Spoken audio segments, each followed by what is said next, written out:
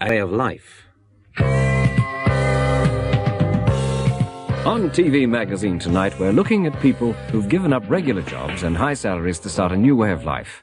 First of all, we have 2 interviews with people who decided to leave the rat race. Nicola Burgess spoke to them. This is the Isle of Skye. Behind me, you can see the croft belonging to Daniel and Michelle Burns, who gave up their jobs to come to this remote area of Scotland. Daniel was the sales manager of High Vita, the breakfast cereal company, and Michelle was a successful advertising executive. Michelle, can you tell us what made you give up everything to come here? Everything? That's a matter of opinion. A big house and 2 cars isn't everything. Dan and I both used to work long hours. We had to leave so early in the morning and we came home so late at night that we hardly ever saw each other. We should have come here years ago, but we were earning such big salaries that we were afraid to leave our jobs. In the end, we had so little time together that our marriage was breaking up. So, 2 years ago, we took a week's holiday in the Scottish Highlands. We saw this place, and we both fell in love with it. It was for sale, and we liked it so much that we decided to give up our jobs, and here we are. How do you earn a living, if you don't mind me asking? We don't need very much. We keep sheep and goats, grow our own vegetables. We've got a few chickens. It's a very simple life, and we're not in it for profit. We're still so busy that we work from 5 in the morning until 8 at night. But we're together. We're happier than we've ever been, and we're leading a natural life. There must be some things you miss, surely. I don't know. We knew such a lot of people in London, but they weren't real friends. We see our neighbours occasionally, and there's such a lot to do on the farm that we don't have time to feel lonely. At least we see each other now.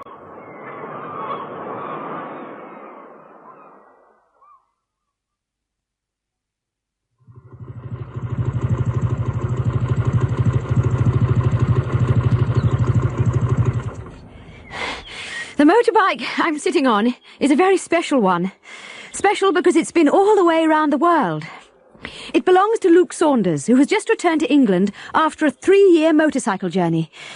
Luke, what led you to leave your job and make this trip? I worked in a car factory on the assembly line. All I had to do was put 4 nuts on the bolts that hold the wheels on. It's done by robots now, and a good thing, too. The job was so routine that I didn't have to think at all. I bought this Triumph 750cc bike second-hand, fitted 2 panniers on the back, and just set off for Australia. What did you do for money? I had a bit of money to start with, but of course it didn't last long, and I had to find work where I could. I've done so many different things. Picked fruit, washed up, worked as a mechanic. How did people react to you? In India, for example. Everywhere I went, the people were so friendly that problems seemed to solve themselves. There was such a lot of interest in the bike that it was easy to start a conversation.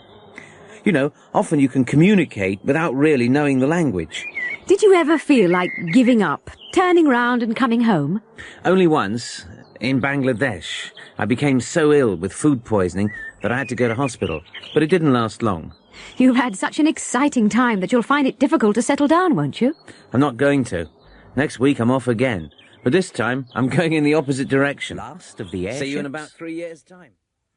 At 7:20 p.m. on May the 6th, 1937, the world's largest airship, the Hindenburg, floated majestically over Lakehurst Airport, New Jersey, after an uneventful crossing from Frankfurt, Germany. There were 97 people on board for the first Atlantic crossing of the season. There were a number of journalists waiting to greet it. Suddenly, radio listeners heard the commentator screaming, "Oh my God! It's broken into flames! It's flashing! Flashing! It's flashing terribly!" 32 seconds later, the airship had disintegrated and 35 people were dead. The age of the airship was over. The Hindenburg was the last in a series of airships which had been developed over 40 years in both Europe and the United States.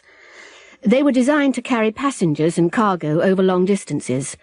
The Hindenburg could carry 50 passengers, accommodated in 25 luxury cabins, with all the amenities of a first-class hotel. All the cabins had hot and cold water and electric heating. There was a dining room, a bar, and a lounge with a dance floor and a baby grand piano. The Hindenburg had been built to compete with the great luxury transatlantic liners. It was 245 metres long, with a diameter of 41 metres.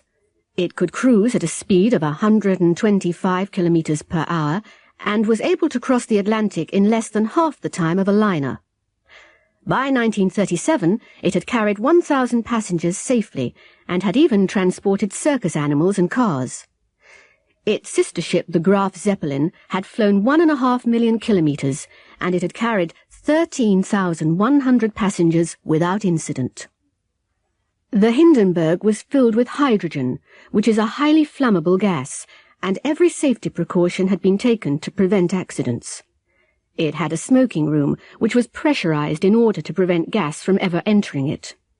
The cigarette lighters were chained to the tables, and both passengers and crew were searched for matches before entering the ship. Special materials, which were used in the construction of the airship, had been chosen to minimize the possibility of accidental sparks, which might cause an explosion. Nobody knows the exact cause of the Hindenburg disaster. Sabotage has been suggested, but experts at the time believed that it was caused by leaking gas, which was ignited by static electricity. It had been waiting to land for 3 hours because of heavy thunderstorms. The explosion happened just as the first mooring rope, which was wet, touched the ground. Observers saw the first flames appear near the tail, and they began to spread quickly along the hull. There were a number of flashes as the hydrogen-filled compartments exploded. The airship sank to the ground. The most surprising thing is that 62 people managed to escape. The fatalities were highest among the crew, many of whom were working deep inside the airship. After the Hindenburg disaster, all airships were grounded, and until recently they have never been seriously considered as a commercial proposition. Becoming a London taxi driver isn't easy. In order to obtain a licence to drive a taxi in London, candidates have to pass a detailed examination. They have to learn not only the streets, landmarks and hotels, but also the quickest way to get there. This is called the knowledge by London cab drivers, and it can take years of study and practice to get the knowledge. Candidates are examined not only on the quickest routes, but also on the quickest routes at different times of the day. People who want to pass the examination spend much of their free time driving or even cycling around London, studying maps and learning the huge street directory by heart. Monty Hunter is taking the examination now. Listen to the examiner's question and try to follow Monty's directions on the map of London. OK, Monty. Ready? You're outside Buckingham Palace, and you've just picked up a passenger who wants to go to St. Paul's Cathedral.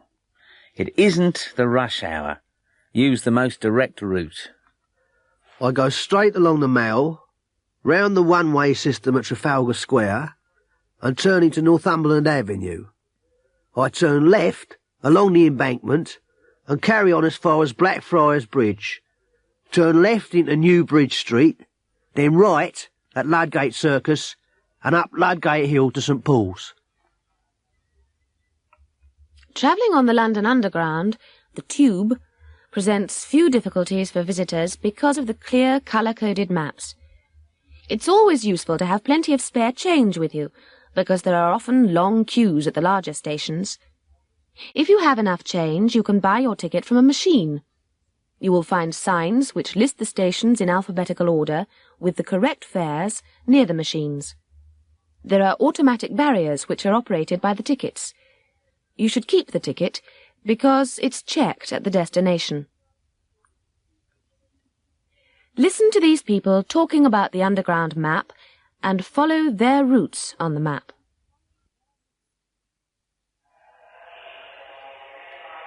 Peter and Susan have just arrived at Victoria. Right. We've got to get to Baker Street. Can you see it? Yes, it's up here. It looks easy enough. We just take the Victoria line to Green Park, then change to the Jubilee line. That goes straight there. It's only the second stop from Green Park.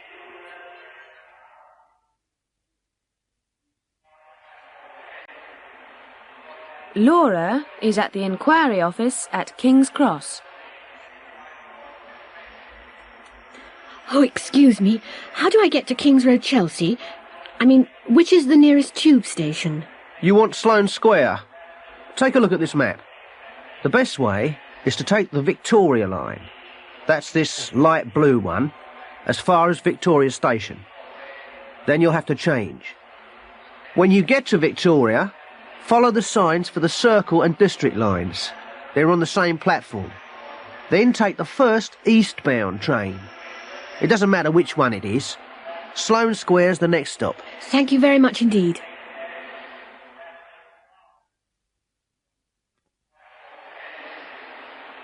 Simon and Elizabeth are at Waterloo. Where's a map? There's one over here. They said the hotel was near Russell Square. Can you see it? Yes, it's up here, in the top right of the map. Look, I reckon we should take the Bakerloo as far as Piccadilly Circus, then change to the Piccadilly line. That's the dark blue one. It's only 4 stops to Russell Square. Are you sure that's the quickest way? We could take the Northern line, it's the black one, to Leicester Square and join the Piccadilly line there. There's not much in it, really. We might as well take the Northern. Have you got any change for the ticket machine? The 8 o'clock news. Good evening, and here is the 8 o'clock news. 5,000 people marched through the streets of Chesilworth today, protesting against plans for a new international airport near the town. Although there was such a large number of demonstrators, there was no trouble. The demonstrators marched to the town hall, where a public inquiry into the plans was taking place, and handed in a petition to the chairman of the inquiry. A new airport is needed because the other airports in the London area are overcrowded. Several sites for the new airport have been suggested, and Chesilworth was considered because it is near both a major motorway and a railway line. Although it was a protest march, there was almost a carnival atmosphere, and both demonstrators and police remained good-humoured. Families were evacuated from 4 streets in the centre of Glasgow today because of a gas explosion. The explosion occurred at 10 a.m. in a deserted house in Mickle Street. Gas board officials believe that the explosion was due to leaking gas. The house had been empty for several months, and they suspect that a gas main had cracked because of vibration from roadworks in the street. Windows 100 metres away were broken by the blast. The police have forbidden anyone to enter the area until the gas board has completed tests. SC rescue helicopters from RAF Sopwith were called out after a yacht capsized in a storm off the Devon coast. Despite high seas, the helicopters lowered rescue teams to try and save the crew. 2 men and a girl were pulled to safety. Unfortunately, the other 2 crew members died in spite of the rescue team's efforts. One was lost at sea, the other was rescued and taken to hospital, but was dead on arrival. The Coast Guard had warned small boats to stay in the harbour, but the yacht, the Neptune III from Poole, had set out for France despite the warnings. Fernside Engineering announced today that they are closing their plant in Tadworth. 300 jobs will be lost because of the closure, which is due to a sharp decline in orders for their products.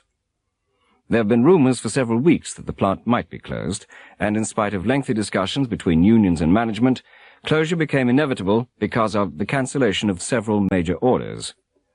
As well as the 300 redundancies at Tadworth, union leaders predict further redundancies in the area in firms which supply Fernside Engineering with components.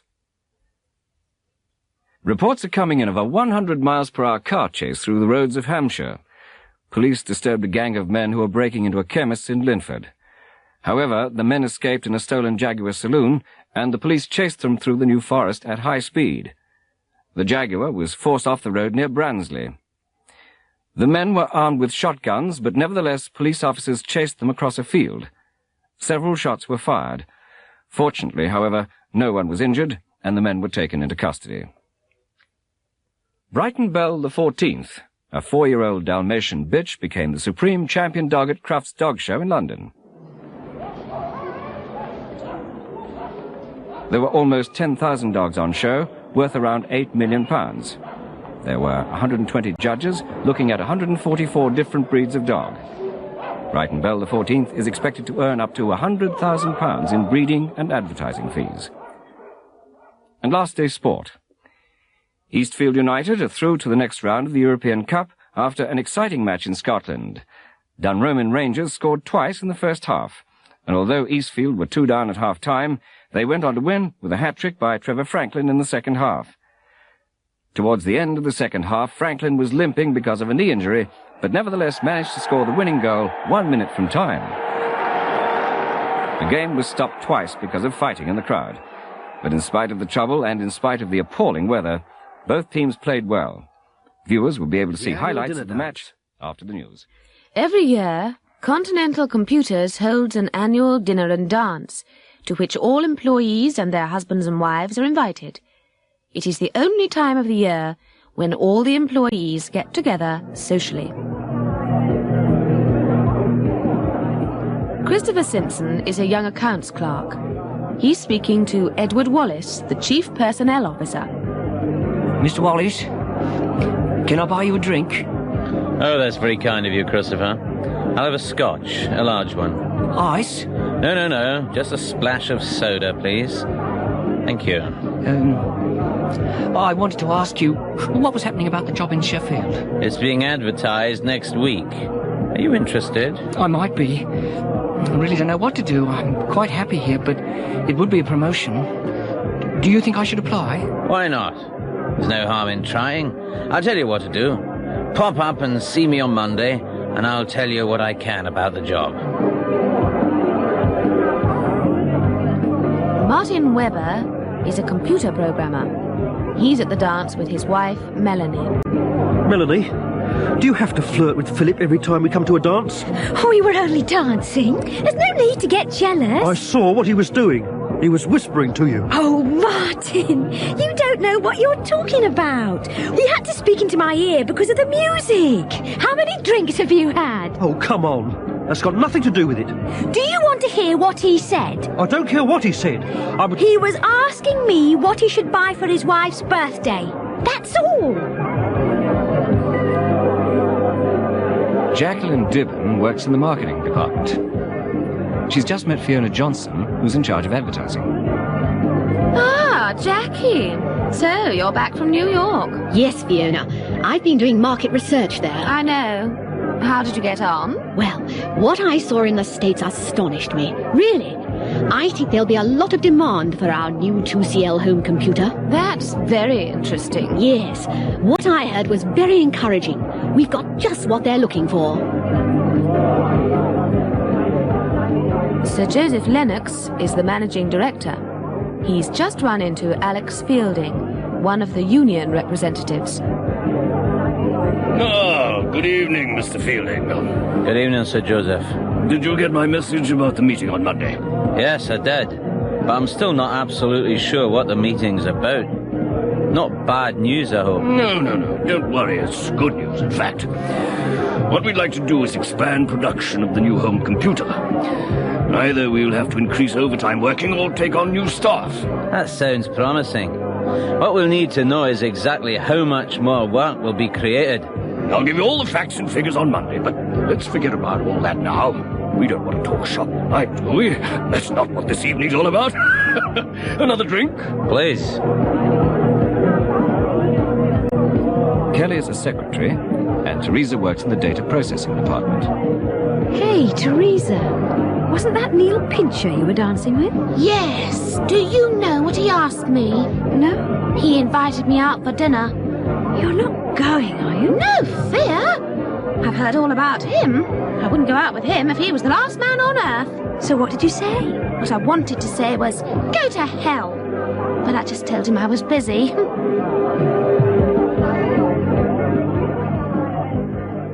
The Apprentice. It's Alan Newman's first day in his first job. He started work in an electrical components factory. The personnel officer, Mrs. Vaughan, is introducing him to Bert Hogg, who has worked there for 30 years. Alan, this is Bert. Bert Hogg. You'll be working with him. Morning, Mr. Hogg. You can call me Bert, son. Don't worry, I'll show you what to do. Can I leave him with you then, Bert? Oh, yes, Mrs. Vaughan. I'll look after him. Follow me, son. Right, son, any questions? Yes. Where can I leave my coat and things? There's a row of lockers over there. It doesn't matter which one you use. Take whichever one you want. Oh, thanks. And, I've got my national insurance card here. Who should I give it to? You should have given it to Mrs. Vaughan. I don't suppose she asked you for it. Just take it up to the office. You can give it to whoever is there. They'll pass it on to her. When can I do that? Doesn't matter, really. Take it whenever you like, lad. But I'll give you a tip. Don't take it during the tea break. You know what I mean? Right. Thanks.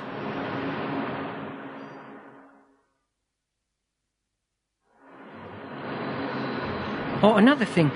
Where can I leave my motorbike? There's plenty of room in the car park. Just don't put it in a numbered space. They're reserved for the directors' cars.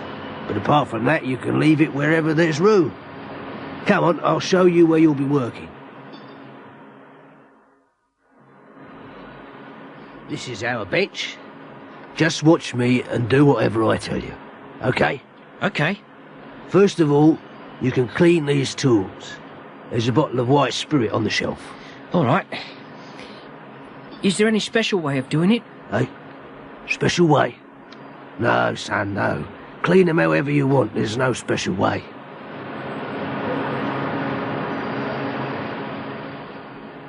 Oi, Alan. You can stop work for a bit. It's time for the tea break. Oh, thanks. Don't thank me, son. You've done well. You'll need a cup of tea. Oh, look. After the tea break, I want you to go to the stores and get me a few things. Is that all right? Oh, yes. I'll get whatever you want. Good lad. Now, I'll need a tin of striped paint, a rubber hammer, and a glass nail, a left-handed screwdriver, and a bucket of steam. Oh, and tell them Bert sent you.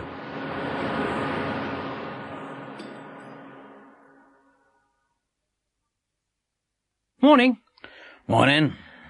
I've come to get a tin of striped paint. A what? Whatever are you talking about, son? A tin of striped paint. I want a tin of striped paint. Whoever told you to come and get that? Bert. Bert Hogg. Oh, Bert Hogg. What colour stripes would you like, son? Oh, I'm not sure. Perhaps I'd better ask him.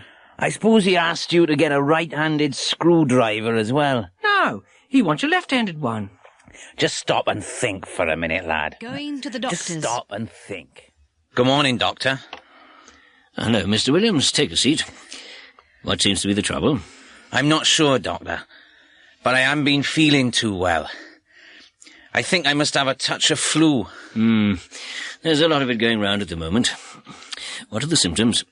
I'm feeling very tired, and I'm aching all over. I've been sneezing a lot, and feeling pretty feverish.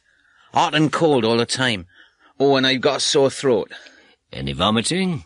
No, but I don't feel very hungry. I've got no appetite at all. Well, let's have a look at you. Open your mouth. Ah. Ah. Yes. Your throat's a bit inflamed. And the glands in your neck are swollen. Can you just unbutton your shirt? I want to listen to your chest. Breathe deeply. Right, I'll just take your temperature. Don't say anything for a minute. Just keep the thermometer under your tongue. I'll write out a prescription for you, but you know the best thing is just to go home, go to bed, and take plenty of fluids. Wayne fell off his bicycle. He's in the casualty department at the local hospital.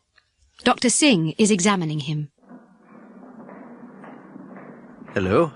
Wayne, isn't it? You've had a bit of a fall. What were you doing? Going too fast? Yes, Doctor. I fell off going round a corner. You'd better get undressed then, and we'll take a look at you. That's a nasty cut. I'll have to put a couple of stitches in that. I've got a cut here too, Doctor. It looks worse than it is. It's only a graze. The nurse will clean it up for you. It'll sting, but that's all.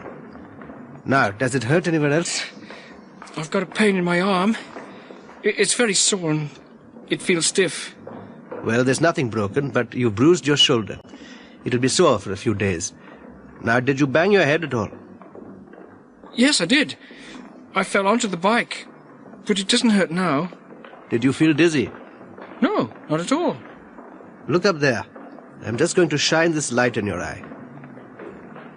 No, that's fine. I'll just do the stitches and the nurse will put a dressing on it. Then you can go home. Mrs. Mallard has gone to see Dr. Gillespie, her family doctor. Good morning, Doctor. Good morning, Mrs. Mallard. What can I do for you this time? It's those pills, Doctor. They don't seem to be doing me any good. Really? What's wrong? What isn't wrong with me, Doctor? It's old age, I suppose. You're doing very well, Mrs. Mallard. You'll live to be 100. I've got this terrible cough, Doctor. And I've still got that rash on my hands, and the backache. I can hardly walk sometimes. You don't think it's that Legionnaire's disease, do you? I've been reading about it in the paper. Oh, no. No chance of that. You're very fit for your age. Pardon? Anyway, I've nearly finished the old pills, Doctor. Can you give me a different colour next time? Janet and Bruce live in London. Janet's younger sister, Pam, who lives in Edinburgh, is flying down to spend the weekend with them. Bruce, I think it's time to go and meet Pam at the airport. Oh, no, we've no need to hurry. There's plenty of time. It's only 8:30. There won't be much traffic at this time of night. You never know. And I think your watch must be slow. I make it 8:40, and you'll have to stop for petrol. I'd sooner we were too early than too late. It'll take her a while to get her luggage. Oh, come on, Bruce. It's time we were leaving. We can always have a coffee at the airport. Anyway, I like watching people at the airport. I'd rather see the end of the football match. But never mind, we'd better go.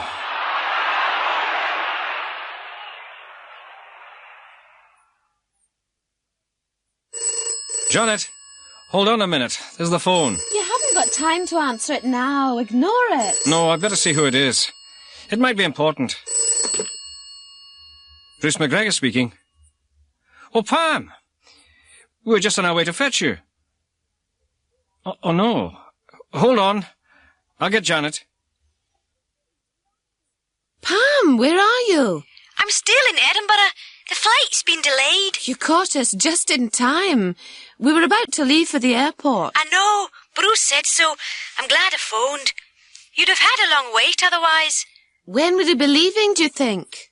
Oh, not for an hour at least. Look, don't bother to come out to the airport. It's no trouble. We'll meet you. No, I'd rather you didn't. Honestly. Now, don't be silly, Pam. We'll collect you. No, Janet. I'd rather get a taxi. We'll be there, Pam. See you later. Oh, it's nearly 12:30. Well, we couldn't let her find her own way. Not at this time of night. She knows how to look after herself. That plane landed half an hour ago. It's about time she was here. It always takes ages to get your luggage. I know.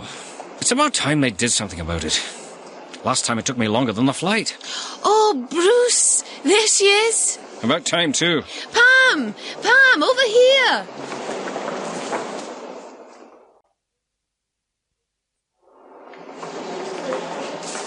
I'll go and bring the car round. I won't be long. Well, Pam, what would you rather do tomorrow morning? Lie in or go shopping? This morning, you mean? I'd rather go shopping, but there's no need for you to get up and come with me. I'd rather you had a lie in. You must be tired out. I'm a bit tired, but I'll meet you for lunch. There's a new restaurant just off Kensington High Street. Do you think you'll be able to find your way there? Oh, Janet, it isn't as if this were my first visit to London. You can tell me where it is in the morning. This is RW2, Watermouth's own independent radio station. In the studio with me this morning is Sally Farnham, the daughter of circus owner Bertie Farnham. Farnham's Circus will be here in Watermouth for 2 weeks. That's right, isn't it, Sally? Yes, that's right. We open tomorrow for 2 weeks. Has the circus arrived yet, Sally? No, not yet. It's on the road somewhere between Sampool and here. I suppose there's a lot to be done between now and the first show. Yes, that's right. I've already been here for 3 days. There were all the advance arrangements to be made. It's like preparing for a small invasion. What sort of things have you done? There are so many things to be done, you know. There are posters to be put up, newspaper ads to be arranged, casual labour to be hired, and so on. When will the circus actually arrive? In the next hour or so. The first truck should be arriving any time now, and then the hard work really begins. Most people love the circus, don't they? But not many realise how much work there is, do they? That's right. We'll be working all day and half the night. It's a bit like moving a small army. But fingers crossed, by tomorrow morning everything will have been set up in time for the afternoon performance. Oh, there's the grand parade through the town centre at 11:30, so don't forget to come and see us. Thank you, Sally, for coming in to talk to us. Now, don't forget, folks, the Grand Circus Parade will start from the pier at 11:30, go along the promenade, through the gardens, and finish in Jubilee Park. Farnham Circus will be in town for 2 weeks, until the 28th of August. Now for some music.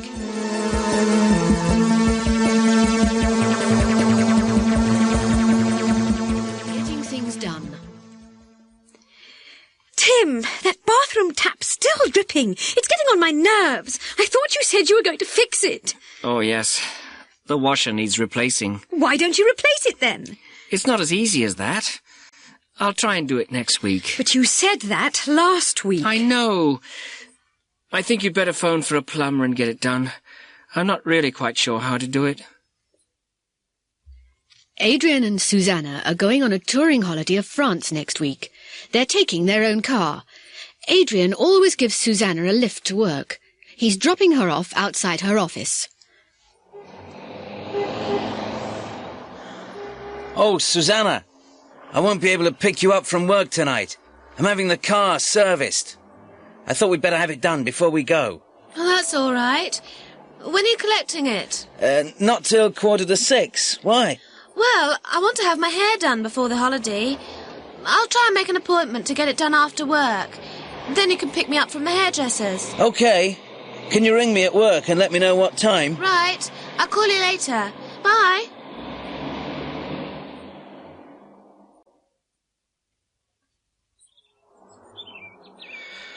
I'm afraid it's been rather neglected. The present owner is in his 80s. He's just gone into an old people's home. Yes. It looks as though a lot needs doing to it. That's true, but the price is very reasonable. It would be ideal for a do-it-yourself man. I'm not very good with my hands, I'm afraid. We'd have to get most things done for us, wouldn't we, Jean? Oh, I don't know. Could we see inside? Of course. I'll show you the kitchen first. Oh, dear. Just look at that sink. It must have been there since the house was built. It's a nice, large room, though, and there's plenty of light. We'd have to have kitchen units put in, and we'd need to get it tiled. But you could do the ceiling yourself, couldn't you? And the painting. Is that the only PowerPoint there? I'm afraid so. It looks pretty old. I'm sure the whole place would need rewiring. We certainly couldn't do that ourselves, and we'd need to have more points put in at the same time. Would you like to see the lounge? It's through here. Oh, my God. It'd certainly need redecorating. I suppose we could do the painting and wallpapering. What's it like upstairs? Pretty bad, really. It obviously hasn't been decorated for years.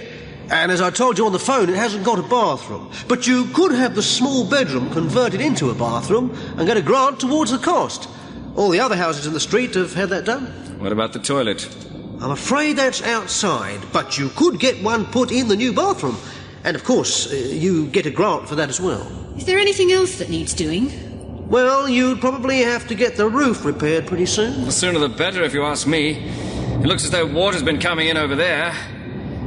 And, of course, we'd want to have central heating put in, and the windows double-glazed. It's a very noisy street. I couldn't do any of that myself. Of course not. Anyway, thank you for showing us around.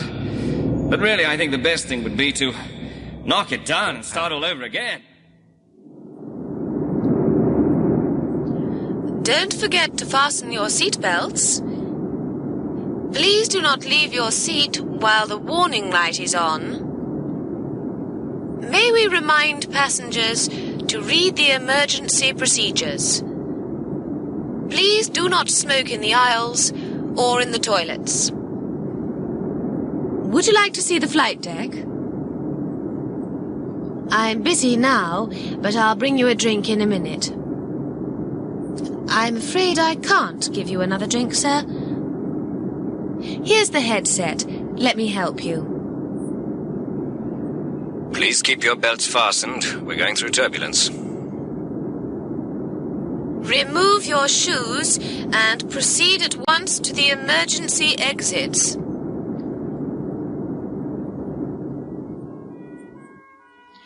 Come on, dear. You can make it.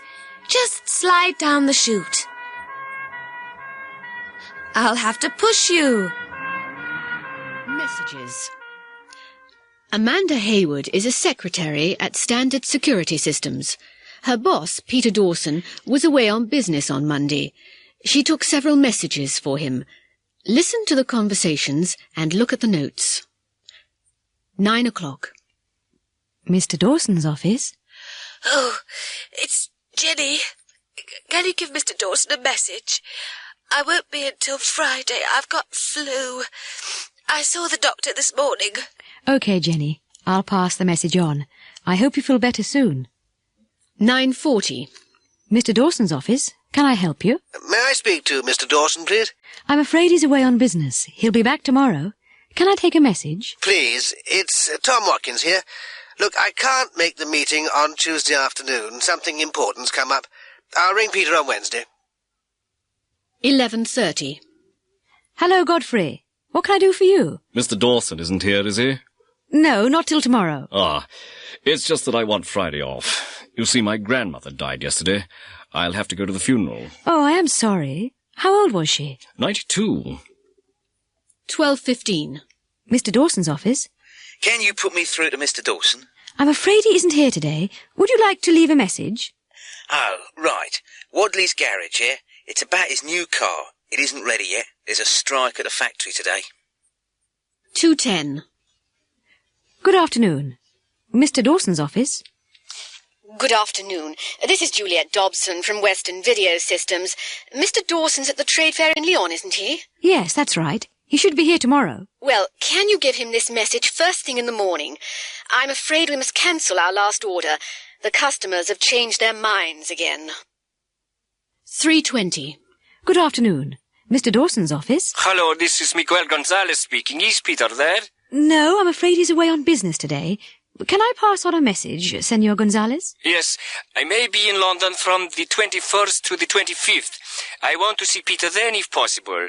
It's about the agency in Mexico. 4:35. Mr. Dawson's office. My name's Samantha Ellis. Can you get Mr. Dawson to phone me as soon as he gets back from Lyon? It really is very urgent. 4:55. Mr. Dawson's office. Ah, Miss Hayward. This is Charles Berry. Oh, good afternoon, sir. I've got an important message for Mr. Dawson. Give it to him the minute he comes in. Just say, don't supply Mason and Company until further notice. I'll explain later. It's Tuesday morning. Peter Dawson has just returned to the office after his business trip to Lyon. Look at the notes and listen to her report. Good morning, Amanda. Could you come in for a minute, please? Good morning, Mr. Dawson. Did you have a good trip? Yes, thank you. Were there any messages from me yesterday? Yes, quite a few. Shall I just run through them? Please. Jenny phoned. She said she wouldn't be in till Friday. Oh. Why's that? She said she had flu. She'd seen the doctor. Right, go on. Then Mr. Watkins called. He said he couldn't make the meeting this afternoon, but would ring you on Wednesday. OK. Godfrey came in looking for you. He said he wanted Friday off. Did he? Yes, he told me his grandmother had died and he'd have to go to the funeral. Oh, dear. I'd better see him later. And Wadley's garage called. They said your new car wasn't ready. Oh, no. Why on earth not? They said there was a strike at the factory yesterday. Again? After lunch, Miss Dobson phoned. She said that Western Video Systems had to cancel their last order because their customers had changed their minds. Pity. Mr. Gonzalez called from Mexico to say he might be in London from the 21st to the 25th. He said he wanted to see you then. Oh, good. I hope he can make it. And then a lady phoned, Samantha Ellis. She asked you to phone her as soon as possible. She said it was urgent. Ah, Samantha. I wonder what she wants. Oh, and just before 5, Mr. Berry phoned. He told us not to supply Mason and Co. until further notice. He said it was important, and that he would explain later. Anything else? No, that's it. Coffee? A few questions. Please, that would be nice. Who's there? The police. Open up. Hold on a minute. I'm in the bathroom. Come on, open up. Oh, Sergeant Grimes. What can I do for you? Is this a social call? Very funny, Harry. I've got a few questions to ask you. Can I come in for a minute? Have you got a search warrant? No. Why? Do I need one? Have you got anything to hide then, Harry? No, nothing at all. Come in. Questions, you said? Well, fire away. Just a routine check, Harry, that's all. Just a routine check. Were you in a Mile End Road last night? No. Have you been there recently? No, I haven't. Why? Has there been any trouble? I think I'll ask the questions, Harry. Where were you last night? I was in the pub. The Pig and Whistle. Did anybody see you? Oh, yes. I've got plenty of witnesses. Witnesses, Harry? You haven't been accused of anything. Yet? Why do you need witnesses? I don't, Sergeant, I don't. I was with some of my mates. I didn't know you had any, Harry. Who were they? Let me think. Tommy Ferret, Albert Bloggs and, What? Albert the Boot Bloggs? I thought he was still inside. No, they let him out last week.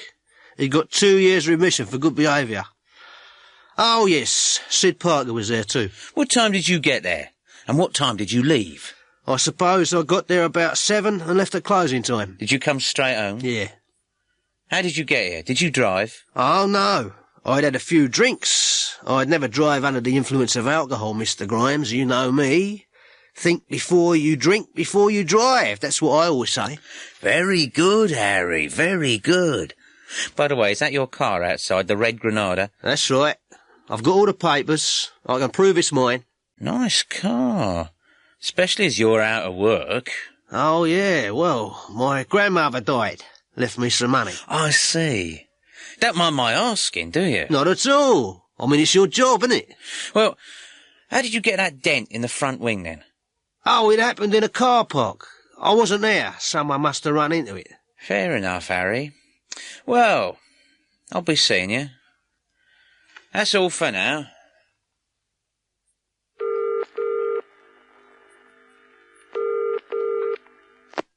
Tommy, yeah? Tommy, listen. It's me, Harry. The police have just been round. It was Grimes again. I don't think he knows anything, but he asked a lot of questions. I told him I was with you. Bloody hell, Harry. Did you have to mention me? I'm sorry, Tommy, really I am. Look, we'd better check the details in case they come to see you. What do you mean, in case they come to see me? If I know Grimes, he'll be here any minute. Come on, Harry, tell me exactly what he asked you and what you told him. Melinda stood at the end of the garden, watching the sun begin to set behind the orchard into the sea beyond. She stood as she had done so many times, thinking of that last quarrel 2 weeks before. She remembered how Damien had at first denied the affair with Tamsin, but then, when she had forced him to admit it, how he had apologized and begged her for forgiveness. She sobbed a little as she thought of her harsh words, and how Damien, the only man she had ever really loved, had broken down and cried like a baby when she had refused to see him again. That was 2 weeks ago, and she had heard nothing from him since. She had tried to telephone. She wanted to admit that she had been unjust, to tell him how much she regretted calling him a liar. She wanted to explain that she hadn't meant to hurt him. Suddenly the noise of the garden gate opening startled her. She turned, and through the gloom she thought she could make out the familiar figure of Damien. Was it him? Could it possibly be? The approaching figure stepped into the last patch of sunlight, and the last rays of the setting sun illuminated his long, dark, curly hair. He stopped, unsure of himself. "Oh, Damien," she called softly. "Damien, is it really you?" "Melinda," he murmured. "My Melinda." She sighed deeply and ran to greet him. She took his hands tightly in hers. "My darling," she whispered, "can you ever forgive me?" "We must never speak of it again," he replied. "But Damien, I never meant—" He interrupted her. "It's all right. I know that now. My darling, promise me something." "Anything," she cried. "Here, this is for you. Please, please accept it and wear it forever." He drew a small leather box from his pocket and leaned forward to give it to her. Suddenly the box fell from his grasp. He bent to pick it up, and at that moment his glasses slipped from his nose. "Blast! Now where have they gone? I can't see a thing without them," he explained. Melinda went to help him. There was a crunch as his foot crushed the glasses into the gravel path. "Oh, no! Now I've trodden on them," he exclaimed. "Why can't I do anything right? Why do I always ruin everything?" Her laughter pealed round the garden. "Oh, Damien, you silly boy. That's why I love you so much." Weddings. Adrian and Caroline were married recently. Our wedding was a pretty typical one, really. Caroline and I met about 3 years ago, and we got engaged last summer. We both wanted the traditional wedding. I suppose it's expensive, and some people say it's a waste of money, but it is a day to remember all your life. Anyway, we wanted to please our parents, and we both wanted to get married in church. Caroline's father hired a white Rolls Royce to bring her to the church. We wanted the whole works, you know, top hat, tails, champagne, the full treatment. The men rented their morning suits for the day. Caroline had 3 bridesmaids, her sister and 2 of her cousins, and a page. The page was her nephew. He was only 3, and he made a lot of noise during the ceremony. I didn't feel my best that day because my stag party went on until 5 o'clock in the morning. I do remember the photographs, though. We seemed to be waiting around for ages. Although it was a very sunny Saturday, it was in May, there was a pretty cold wind. The reception was at the Carlton Hotel. It must have cost Caroline's dad a packet. The speeches went on a bit too long, I think. Of course, some of them were a bit vulgar, but I suppose that's a tradition. It took 20 minutes just to read out all the telegrams. I'd been very careful, and I'd parked my car round the corner. But of course, they somehow managed to find out where it was. You should have seen what they'd done to it. It was covered with lipstick, and they'd tied cans to the bumper. But anyway, they didn't find out where we were having our honeymoon. We went to Scotland. Stuart and Anne were married in a registry office. Stuart and I met last year. We were both working in Birmingham, although Stuart comes from Leeds and I'm from London. We didn't want an elaborate wedding, and neither of us are particularly religious, so we got married in the registry office. Another thing is that neither of our families are very well off, and it seems silly to go to all the expense when you need the money to set up a new home. We just invited our parents and a couple of friends who were witnesses. It was all very simple. We didn't have a reception or anything. We just had a few drinks round at our place. We didn't even bother with a cake. We didn't have a honeymoon because Stuart's just started his own business and we couldn't afford the time. This is the third and final stage of the Miss Britain competition. We've seen all the contestants in bathing costumes and in evening dresses, and the judges have selected our 6 finalists. The last stage is the interview, and in this stage, our contestants will be judged on charm, intelligence, and personality. Our 6 finalists are number 14, Miss Lancashire, number 13, Miss Dorset, Miss Norfolk, number 50, Miss Gwent, number 6, number 30, Miss Strathclyde, and Miss Warwickshire, number 40. Would the first contestant please come forward?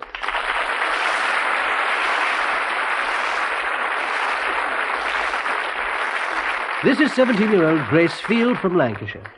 Just stand there, Grace. You're a shop assistant, aren't you? Yes, I am. What kind of shop is it? It's a clothes shop. We sell children's clothes. It's only a temporary job, actually. Now, first of all, What do you do in your spare time? Well, I like dressmaking. I make all my own clothes. And cooking. I do a lot of cooking. That's a beautiful dress you're wearing. Did you make it? Yes, with a little help from my mother. Now, Grace, you said your job was a temporary one. What would you really like to do? Oh, to work with children. Definitely. Uh-huh. Last question. If you could have one wish, what would it be? I've thought about that a lot. World peace. Thank you, Grace.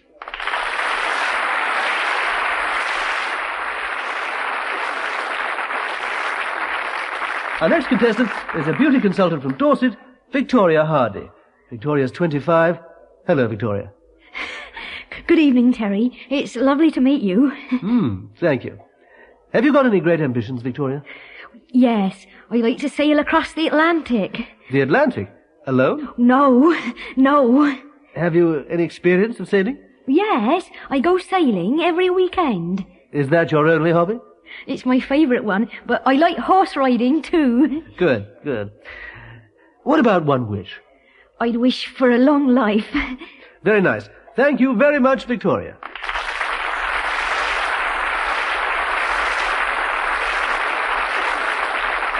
The third finalist is Lynn King, a primary school teacher from Norfolk. You look too young to be a teacher, Lynn. None of my teachers look like you. I'm 21. This is my first year. I see. Tell me about your hobbies. I'm very interested in astronomy and playing the piano. Ah, music and the stars. Very interesting. Have you got any great ambitions? You'll laugh, but my ambition is to go to the moon. Seriously. Do you think you ever will? Who knows? And if you could make a wish? I just wish for happiness.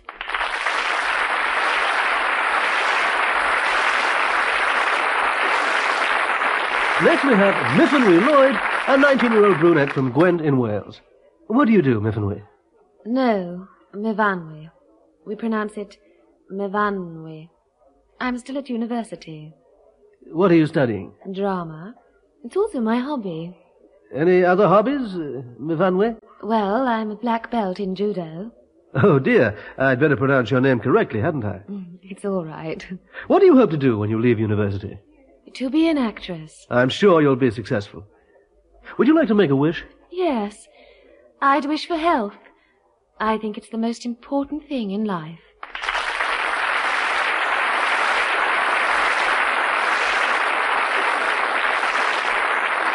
Our next finalist from Scotland is Miss Strathclyde, a 23-year-old fashion model, Dawn Munro. Hello, Dawn. Hello, Terry. What are your interests?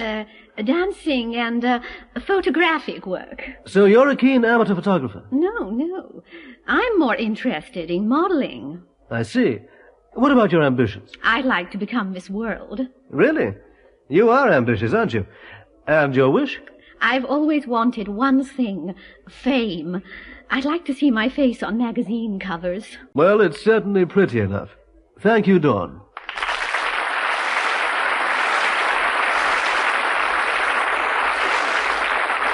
Finally, Kerry Talbot, Miss Warwickshire. How old are you, Kerry? 18. Don't be nervous. Speak up a bit. And do you work? I'm a typist. What do you like doing in your free time? Reading. I like reading and swimming. What's your ambition? To have a large family. I love children.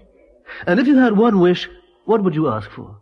It sounds silly, but I'd ask for good luck. I'm very superstitious. Look, my fingers are crossed. Thank you, Kerry. Now, while our judges are making their final decision, we'll take a short break.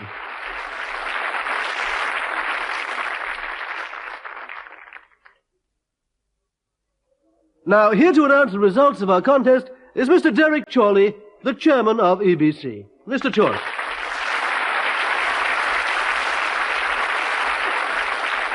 Thank you, Terry. I'm going to read the results in reverse order. Third, for a prize of £5,000 and a weekend in Paris, is number 13, Victoria Hardy from Dorset.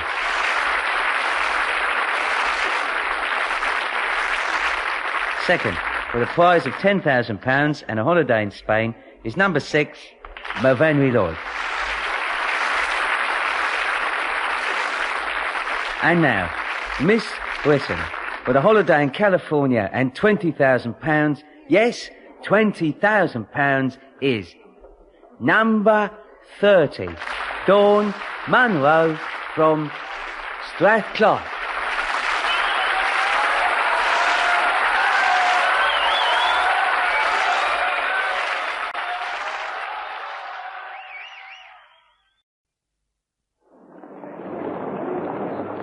I never watch beauty contests.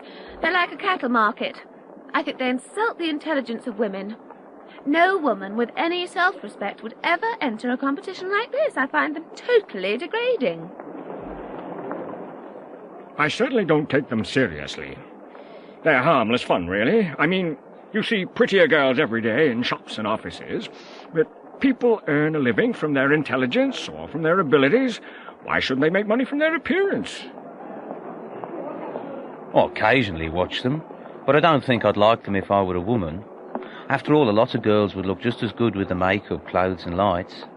Anyway, beauty's only skin deep. I often feel irritated when I'm watching a beauty contest. The values are false. I always watch them. I like looking at pretty girls. I'd rather watch a beauty contest than a programme about politics. There isn't enough glamour in the world. If you don't like it, you can always switch off the television.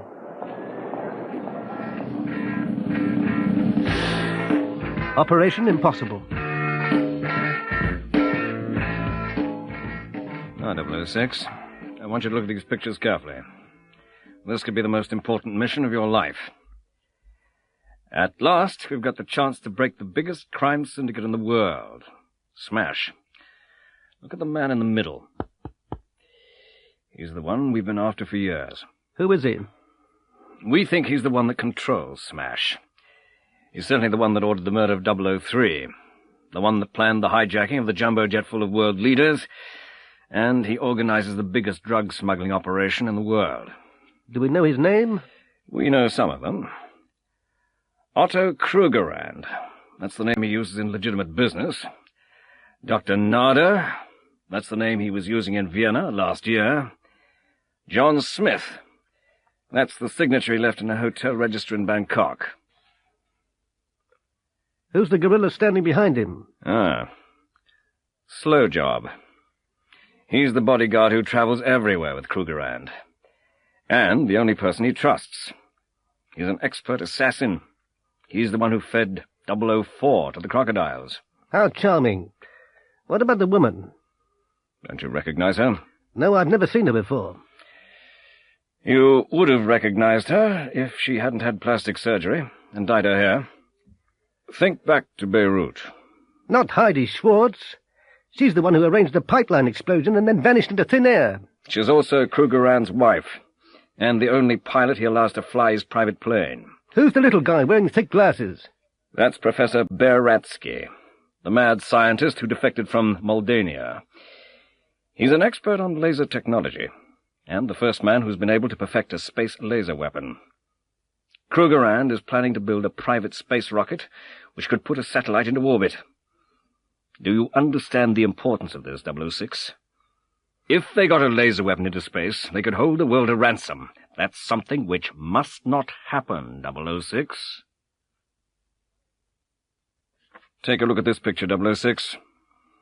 It's an oil rig. It looks like it, doesn't it? It belongs to Krugerrand's oil company. It's a rig that's supposed to be drilling for oil in the Indian Ocean. Below it, there's a vast undersea complex. The superstructure looks odd. In fact, it conceals the launch pad they're going to use for the rocket. That must be a radar scanner there. Yes. It's the scanner they'll use to track the rocket, but they can also see anything that tries to get near the rig. It's going to be very difficult to get you in, 006. There's a helicopter pad. We think that would be too dangerous. Look at the helicopter closely. It carries air-to-air missiles which could destroy any aircraft approaching the rig. How are we going to do it, then? Go home and pack. We're flying you to Scotland tonight for 2 weeks of intensive mini-submarine training. That sounds fun. And 006, try not to be late for the plane this time.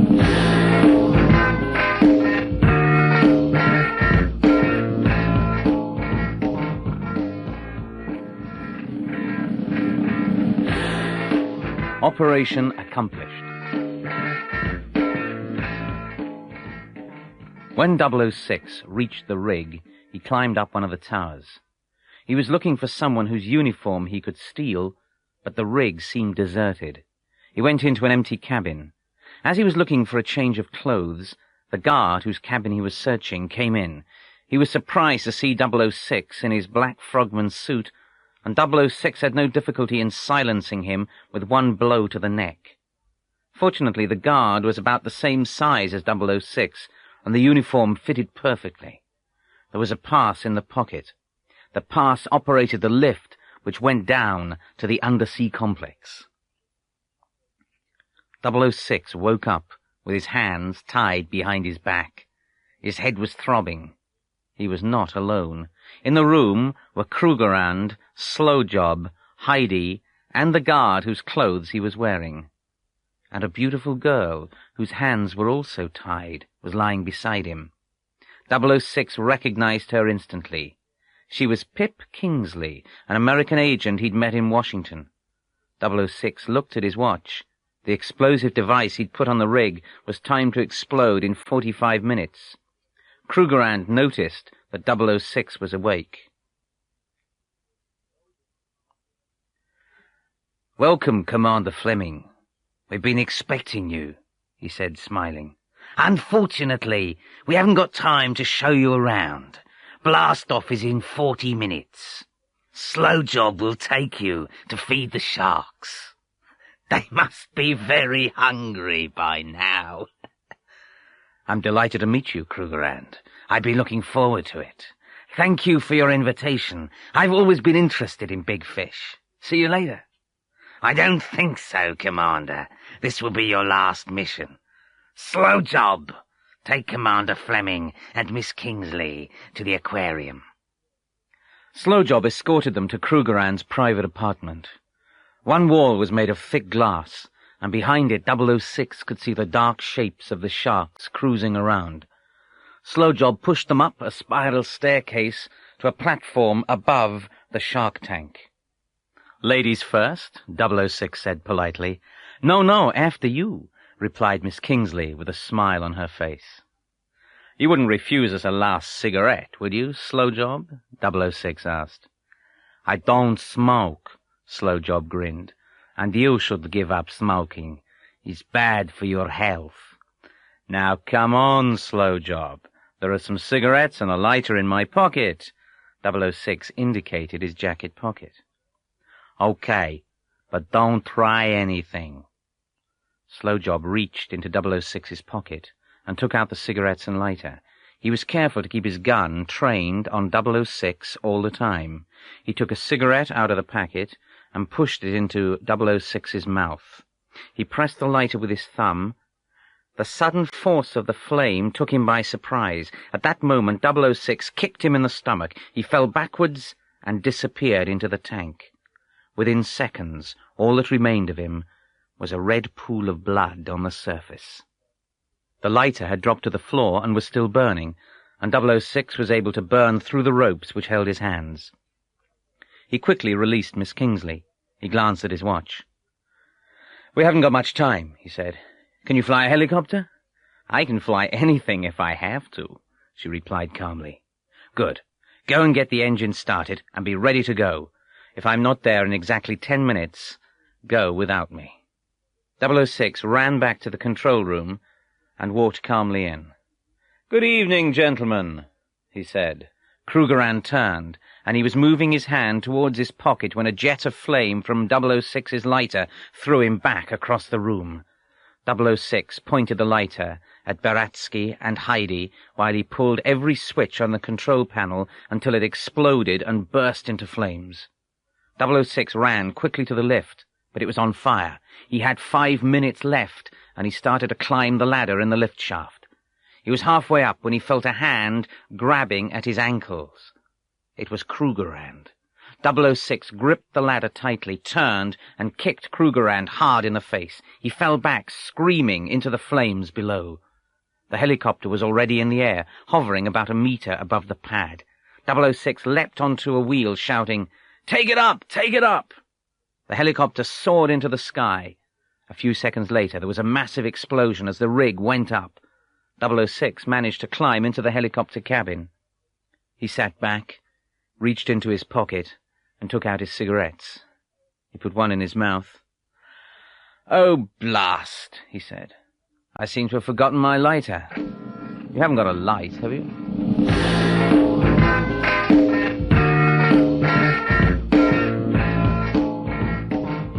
Student Mastermind. Our next contestant on Student Mastermind is Victoria Bamber, who is a student at Sandpool Comprehensive.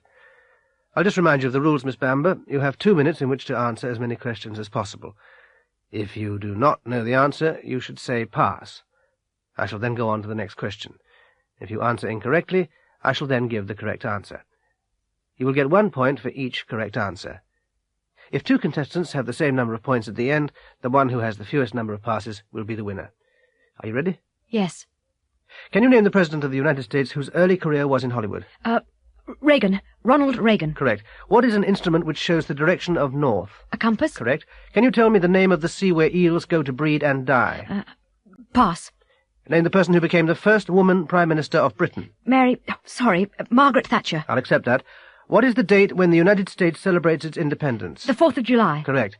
What do we call a person who always expects the best to happen? An optimist. Correct. Can you tell me the language which was spoken in the Roman Empire? Italian? No, wrong. The correct answer is Latin. What is the office people visit when they want advice about their marriage? Pass. Who was the Egyptian queen whose beauty was famous throughout the world? Cleopatra. That's correct. What's the newspaper column where jobs are advertised? The job adverts? Can you be more exact? No, I can't think of it. I'm afraid I can't give you that. We were looking for situations vacant. Now, can you tell me... I've started, so I'll finish. Can you tell me the name of the French emperor whose final battle was at Waterloo? Napoleon Bonaparte. Correct. And at the end of that round, Victoria Bamber has scored 7 points. You passed on 2. The sea where eels go to breed and die is the Sargasso Sea, and the office people visit when they want advice about their marriage is the Marriage Guidance Council. Thank you. Can we have our next contestant, please?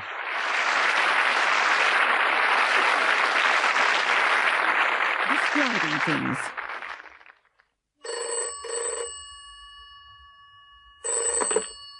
British Rail lost property, Waterloo. Oh, good morning.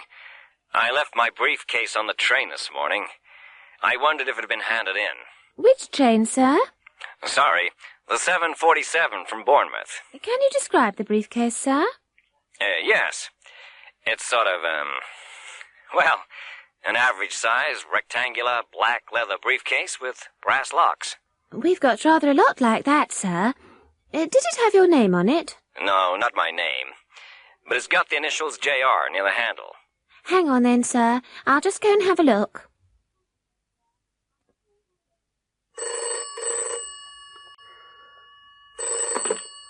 Metropolitan Police. My car's been stolen. It's gone. Calm down, sir. Could I have your name and address? Yes, Richard Lockwood, 3 Park Terrace, WC13. May I have a description of the vehicle, sir? It's a 1982 Escort, a silver blue 4-door 1300 GL model. Oh, and it's got a dark blue stripe along the sides and a dent in the near side front wing. Well, what's the registration, sir? PSV 439Y. Well, I've got good news for you, sir. It hasn't been stolen. It's been towed away. It was parked in a double yellow line. You can collect it from the police compound. And you'd better bring your chequebook with you.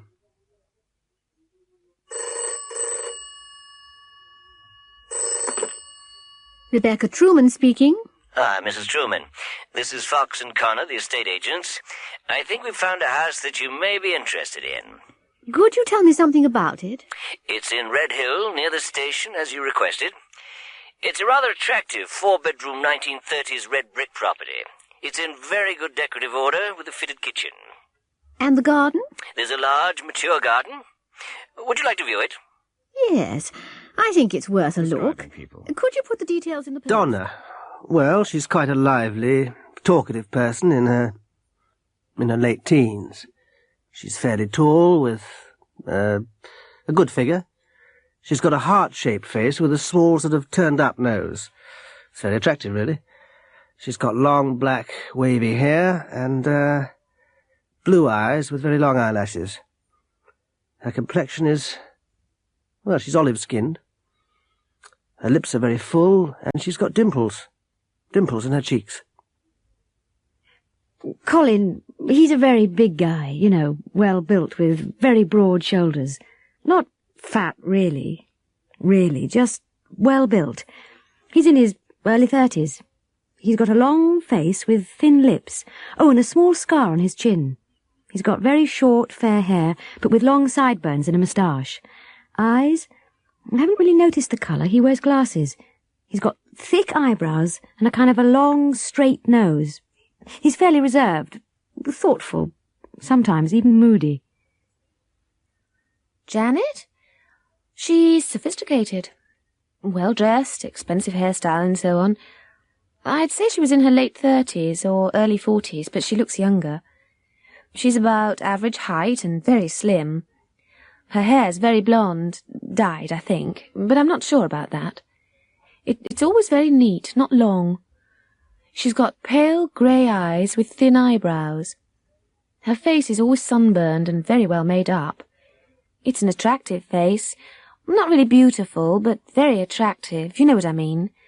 High cheekbones, small chin. Oh, and yes, there's a beauty spot on her left cheek. She's a very calm and reliable sort of person, very sociable and always very, very polite. Robert? Oh, Robert's a wonderful person, really. He's elderly, but not old. Still very lively and amusing. He's probably in his early 70s. He's got white hair, receding a bit, and a small white beard. He's medium build, a little overweight, perhaps. He's got very nice large brown eyes, and he always seems to be smiling. Lots of wrinkles round the eyes. Laughter lines, I think you call them. He's got a very high-lined forehead, which makes him look very intelligent, which he is, of course. The British government normally announces changes in taxation once a year. This usually happens in March, when the Chancellor of the Exchequer reads his budget proposals in the House of Commons. He outlines the changes in taxation which will balance government income and expenditure for the next year. Sometimes the changes in indirect taxation take effect immediately.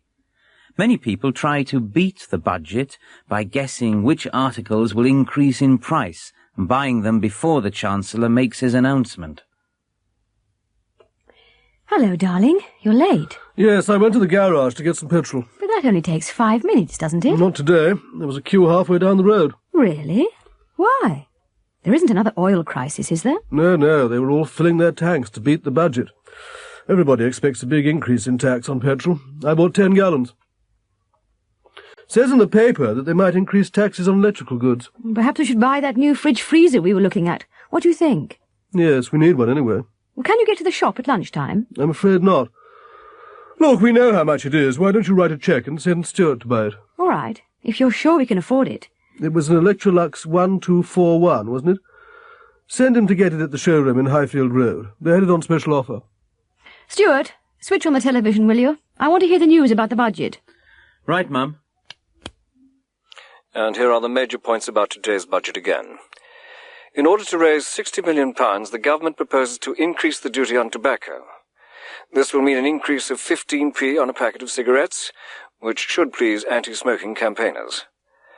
The Chancellor has also increased the duty on beer, wines and spirits in order to raise an extra £400 million in revenue.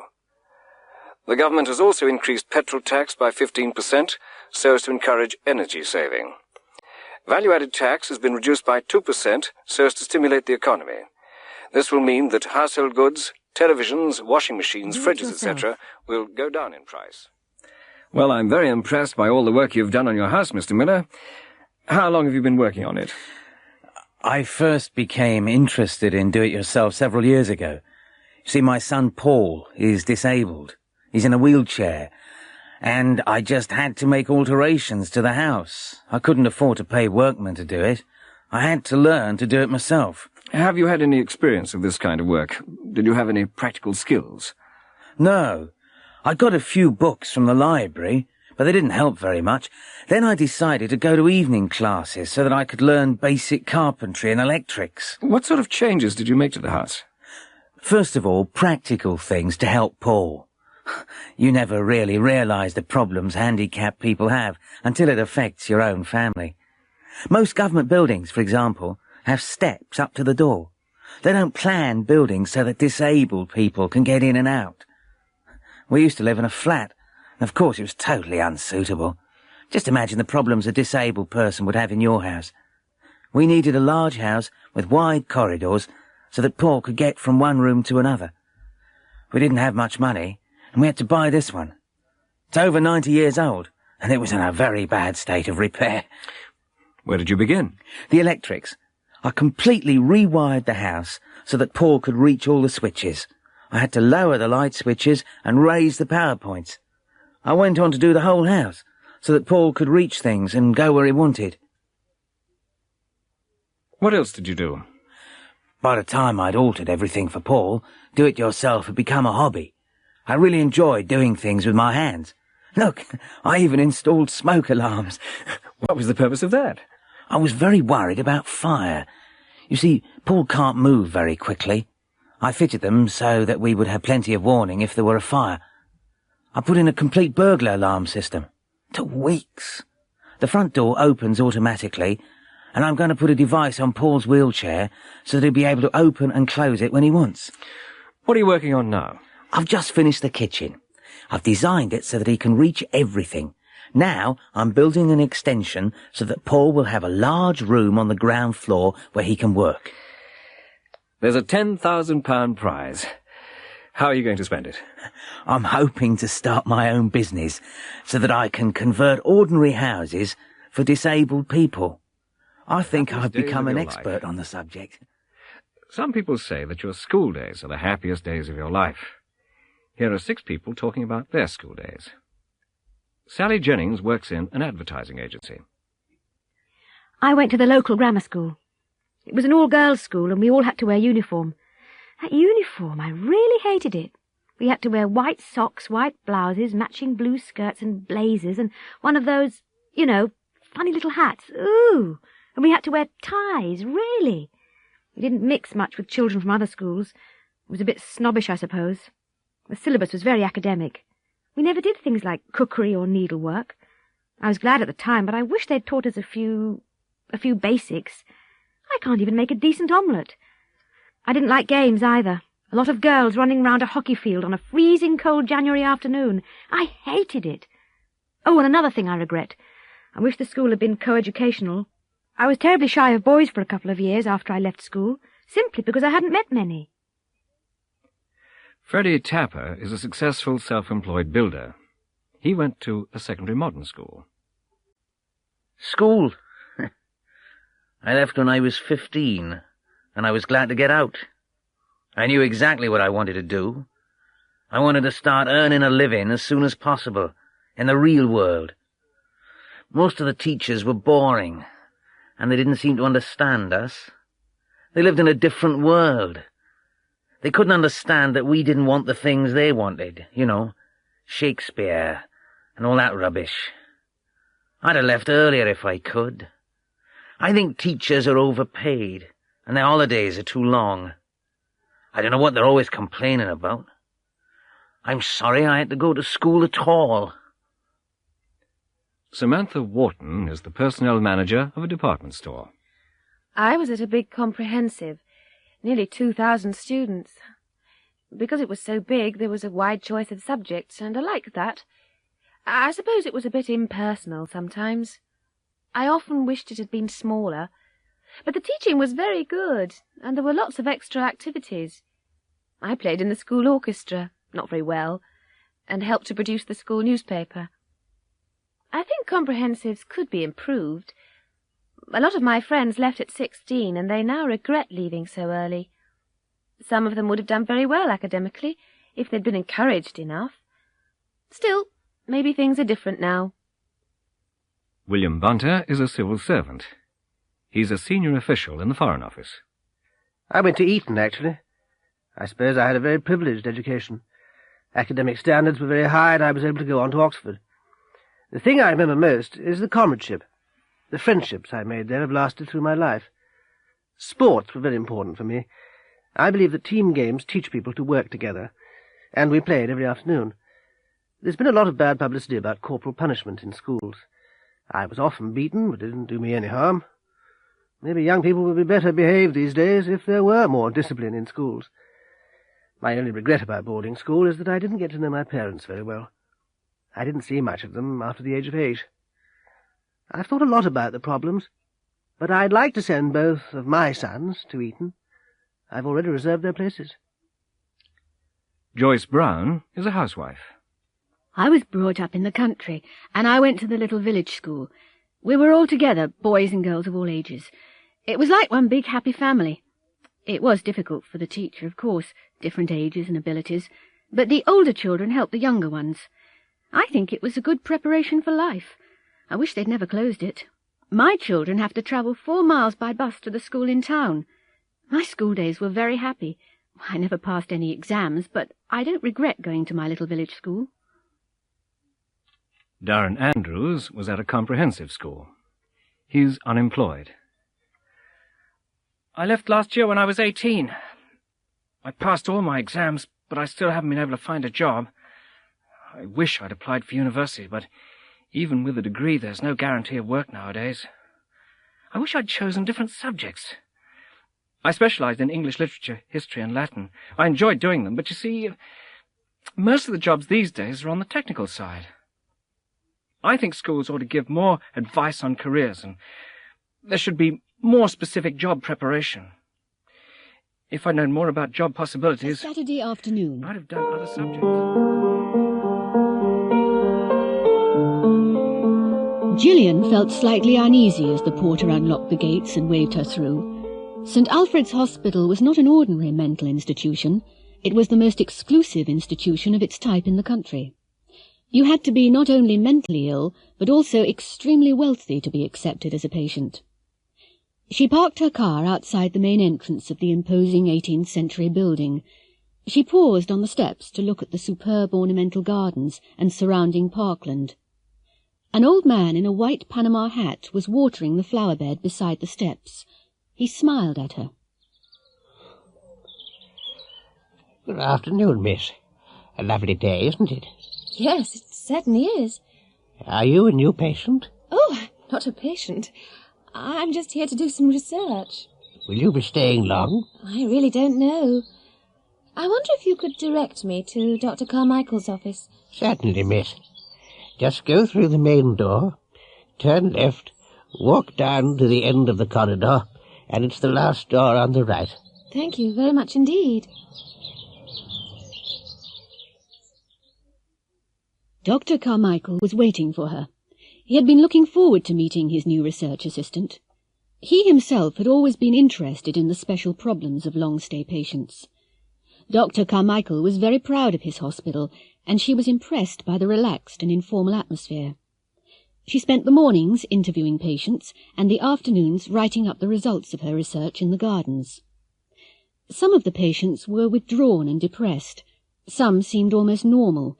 Only 1 or 2 had to be kept locked up.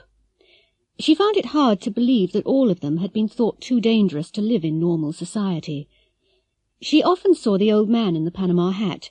He spent most of his time working in the gardens, but he always stopped to speak to her. She found out that his name was Maurice Featherstone. He was a gentle and mild-mannered old fellow, with clear blue honest eyes, white hair, and a pinkish complexion. He always looked pleased with life. She became particularly curious about him, but Dr. Carmichael had never asked her to interview him, and she wondered why. One night at dinner, she asked about Mr. Featherstone. Oh, yes, Morris. Nice old chap. He's been here longer than anybody. What's wrong with him? Nothing. His family put him here 35 years ago. They never come to visit him, but the bills are always paid on time. But what had he done? Oh, I'll show you his file. It seems that he burnt down his school when he was 17. His family tried to keep the incident quiet. Over the next few years, there were a number of mysterious fires in his neighborhood, but the family did nothing until he tried to set fire to the family mansion. He was in here the next day. Morris never protested. And that was 35 years ago? I'm afraid so. If I'd had my way, I'd have let him out years ago. But he can't still be dangerous. No. He's had plenty of opportunities. We even let him smoke. If he'd wanted to start a fire, he could have done it at any time.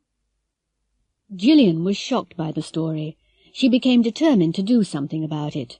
She wrote letters to Morris's family, but never received a reply. He had never been officially certified as insane, and legally he could leave at any time. Dr. Carmichael was easily persuaded to let her talk to Morris. Morris, have you ever thought about leaving this place? No, miss. I'm very happy here. This is my home. And anyway, I've got nowhere to go. But wouldn't you like to go into the village sometimes? To walk around? To buy your own tobacco? I've never thought about it, miss. I suppose it would be nice, but I wouldn't want to stay away for long. I've spent 20 years working on this garden. I know every flower and tree. What would happen to them if I went here?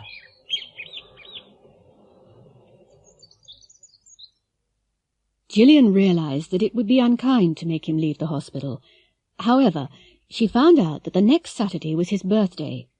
She arranged with the staff to give him a party. They wanted it to be a surprise, and Dr. Carmichael agreed to let him go out for the afternoon. There was a flower show in the village. Morris left at 2 o'clock. He seemed quite excited. They expected him to return about 4 o'clock. The cook had made a birthday cake, and the staff had decorated the lounge. Gillian was standing in the window when she saw him. He was early. He was walking up the drive towards the house, whistling cheerfully. Behind him, above the trees, several thick black columns of smoke were beginning to rise slowly into the clear blue sky.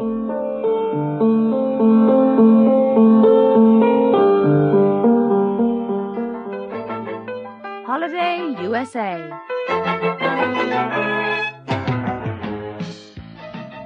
Can you see yourself riding a cable car in San Francisco, eating fresh crab and lobster at Fisherman's Wharf, winning a fortune in the casinos of Las Vegas, or walking with the stars along Hollywood Boulevard?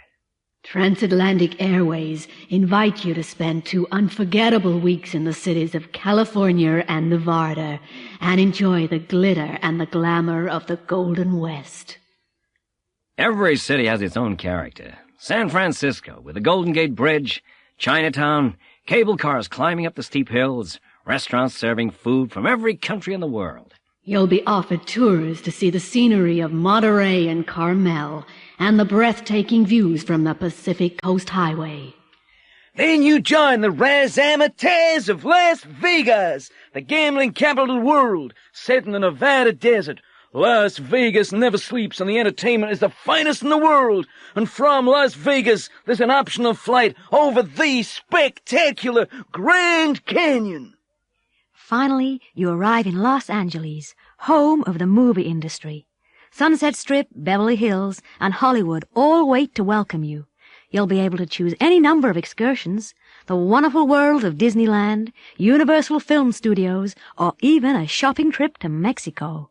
This exciting 3-center tour offers you a golden opportunity to experience the special atmosphere of the Golden West.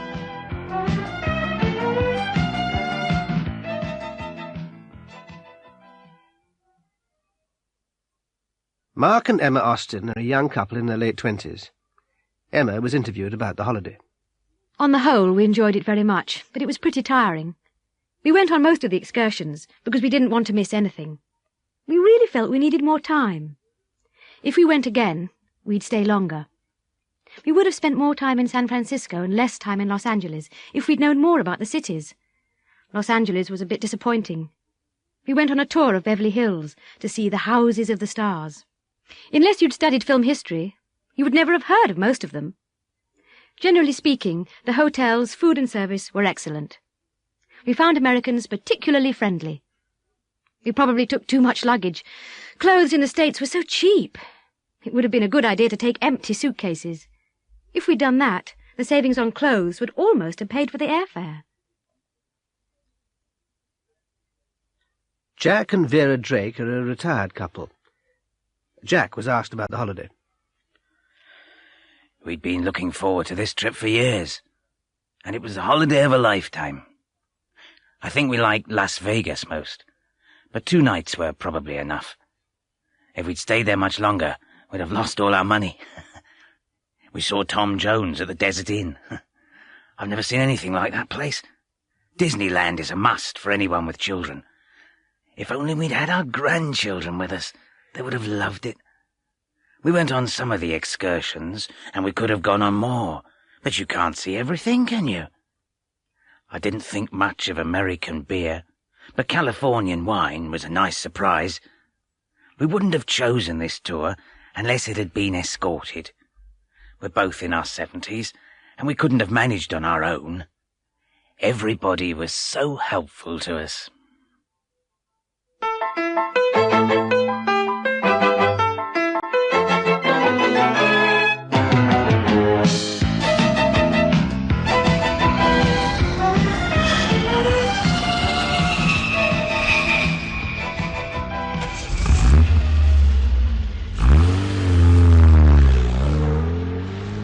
Fly Drive means freedom, the freedom of the road to explore this exciting country. Fly Drive must be the logical way of seeing the land of the motel and the freeway. America is made for drivers. American cars are easy to drive, comfortable, and petrol is much cheaper than in Europe. A flexible timetable is the ideal way of getting the most out of your holiday. We book your first night's accommodation in a hotel near the airport and deliver your car in the morning. Then you are as free as a bird. Go anywhere, stay anywhere. If you wish to prepay your accommodation before departure, we can supply accommodation vouchers for one of the large chain of motels. Boston is the ideal starting point to explore New England. To the southeast are the rocky cliffs and sandy beaches of beautiful Cape Cod, ideal for swimming, sailing, and fishing. To the north is New Hampshire with its green valleys, white steeple churches, an infinite variety of wild flowers. Drive up into Maine, a land of forests and mountains with a spectacular coastline. Drive west across New York State to Niagara Falls, or south through the beautiful rolling hills of Connecticut to a coastline of resort towns and fishing ports.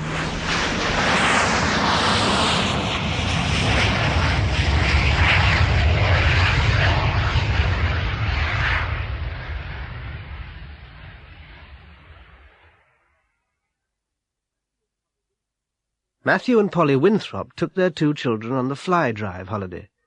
Polly's talking about it.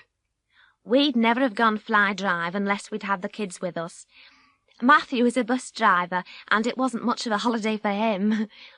But I think it's the only way to travel with young children. The distances were much greater than we had imagined. If we had another holiday in the States, we wouldn't try to drive so far. I think we'd cover the longer distances by plane, and then hire a different car in each place. The motels were very well equipped, and the children were always made welcome. The motels didn't have much character, but when you're touring, you just need somewhere to sleep. Every room had TV. For us, that was marvellous. We wouldn't have been able to leave the children if there hadn't been a TV in the room. We would never have left them alone for too long, of course, but it was nice for us to go down to the bar for a drink.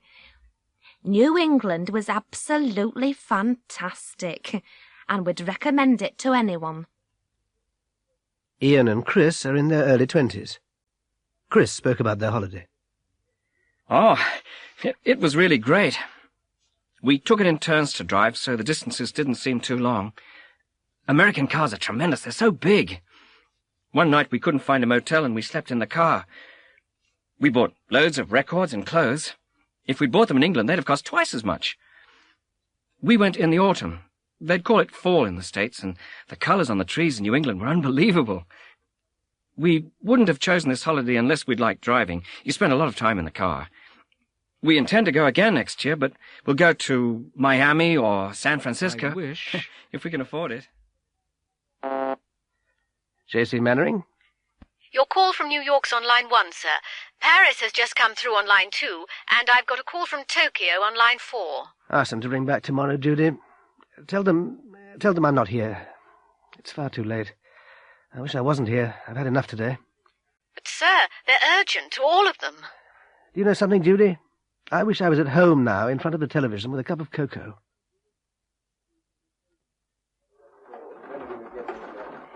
Look at that. It's pouring with rain again, and I've got to walk to the station. Typical British weather. It's all right for old Mannering. His Rolls-Royce is downstairs, waiting to take him home. I wish I had a chauffeur-driven Rolls.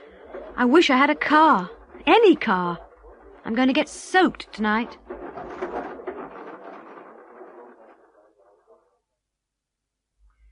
Hello, James. Still here? Yes, I'm waiting to see Mr. Mannering. You don't usually work in the evenings. I wish I wasn't working this evening. There's a good concert on. Oh, well. Perhaps he'll call you soon. I hope he does. Haven't you finished yet? No, I wish I had. I can't go until I've completed this report. Can't you do it tomorrow?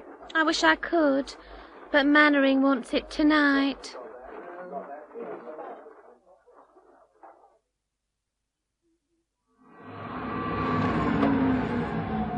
Evening, Joan. Evening, Shirley. Oh, I don't feel like working tonight. Neither do I. I hate this kind of work. Why'd you do it, then? I wish I didn't have to, but we need the money. My husband's out of work again. I know what you mean. I wish I'd learned to type or something like that. We can all wish. I left school at 14. I wish I hadn't, but there was no choice in those days. Youngsters have so many opportunities nowadays. I wish we'd had the chances. I'd never have ended up as a cleaner. Come on, Shirley. Let's have a cup of tea.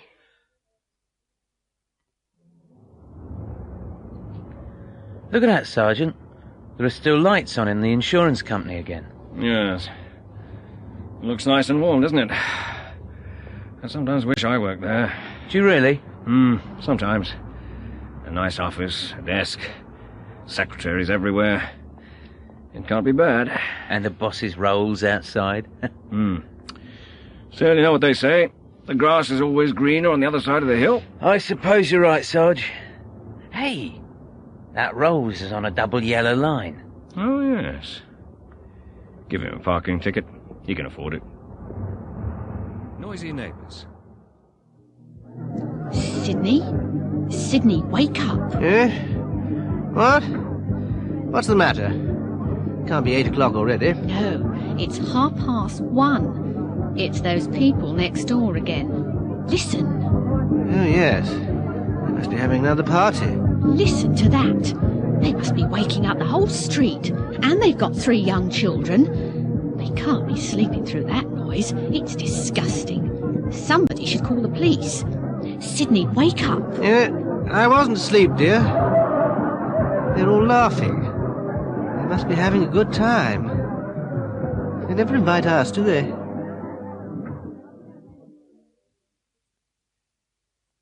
Sydney. Yes, dear. What is it now? Listen. They must be leaving. Oh, thank goodness for that. Maybe we'll get some sleep. I hope so. It's nearly 3 o'clock. Good night, dear. Oh, hell, they're having a row now. I'm not surprised. They always have rows after parties. Oh, they must be throwing the pots and pans again. No, I think that was a plate, dear. Or maybe the television. They'll be sorry in the morning. Sydney, wake up. Oh, what's that? You can't be hammering at this time of night. What time is it? 4 o'clock. What can they be doing at 4 o'clock in the morning? I can't hear any voices. Go back to sleep, Sybil.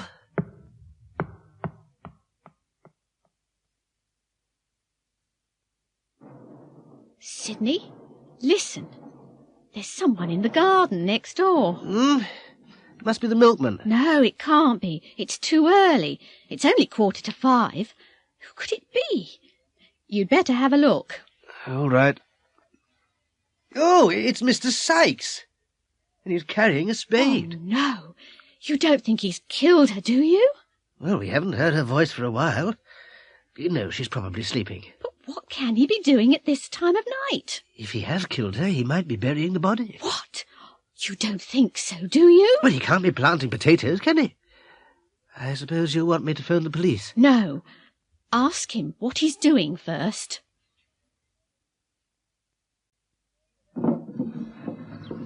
Hello there, Mr. Sykes. You're up early this morning? I haven't been to bed yet. We had a party last night. Hope we didn't keep you awake. Oh, no, we didn't hear anything. Nothing at all. Well, it was a pretty noisy party. My wife knocked over the goldfish tank while we were clearing up. The poor fish died. I'm just burying them before the children We're in the army wake now. up. It's Saturday afternoon at Botherington Army Camp. The new recruits are supposed to be working, but they aren't. The colonel's away today and they're lazing around in the barracks. The sergeant major has just opened the door. He's brought the duty roster with him, so he knows exactly what each of them should be doing.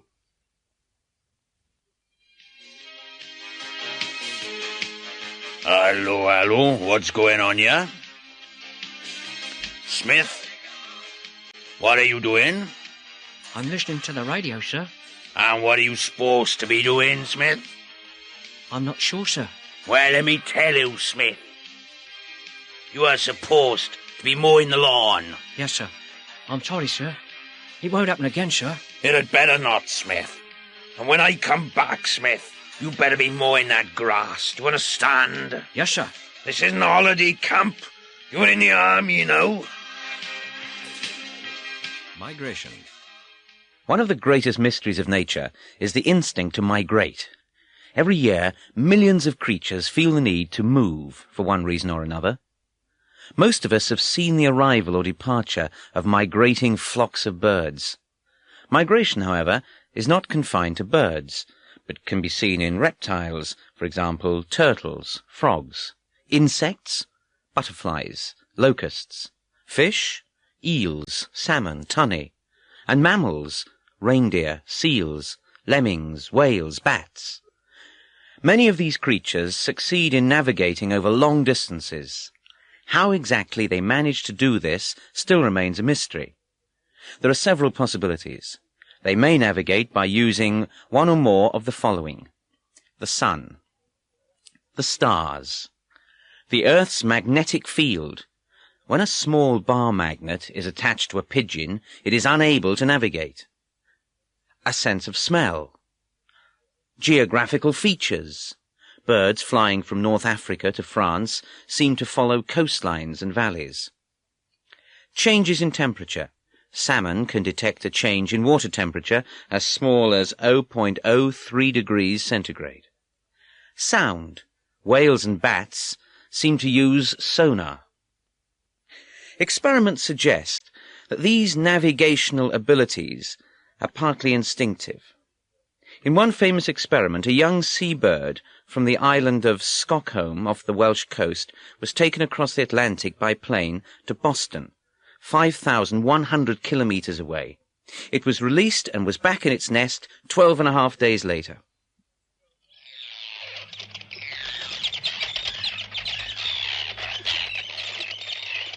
This seabird holds the record for long-distance migration.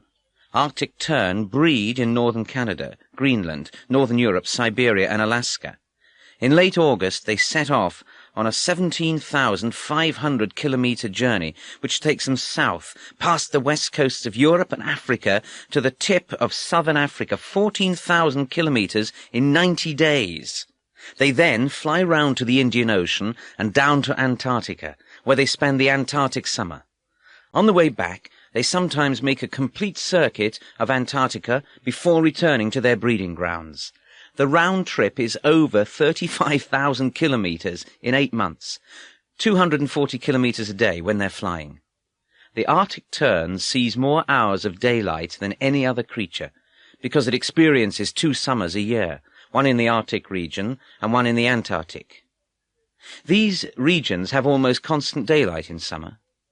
One tern, which was ringed in Norway as a chick, died in exactly the same place 27 years later. Presumably, it had made the journey 27 times. European freshwater eels, which look like snakes but are really fish, begin and end their lives in the Sargasso Sea, southeast of Bermuda. As eggs and larvae, they drift for 3 years towards Europe, changing both shape and colour as they reach the freshwater estuaries of European rivers. They spend the next 9 to 19 years in rivers, streams, lakes and ponds. As they approach old age, they seem to have an unexplained compulsion to return to the Sargasso Sea to breed. Many eels which have found their way into ponds and lakes come out of the water and travel overland, gliding through damp grass. When they reach the sea, they make their way to the Sargasso, where they breed and die. No eels make the journey twice. The eel has an acute sense of smell, which is used for navigation in local waters, but inherited memory seems the only explanation for their migration to the Sargasso.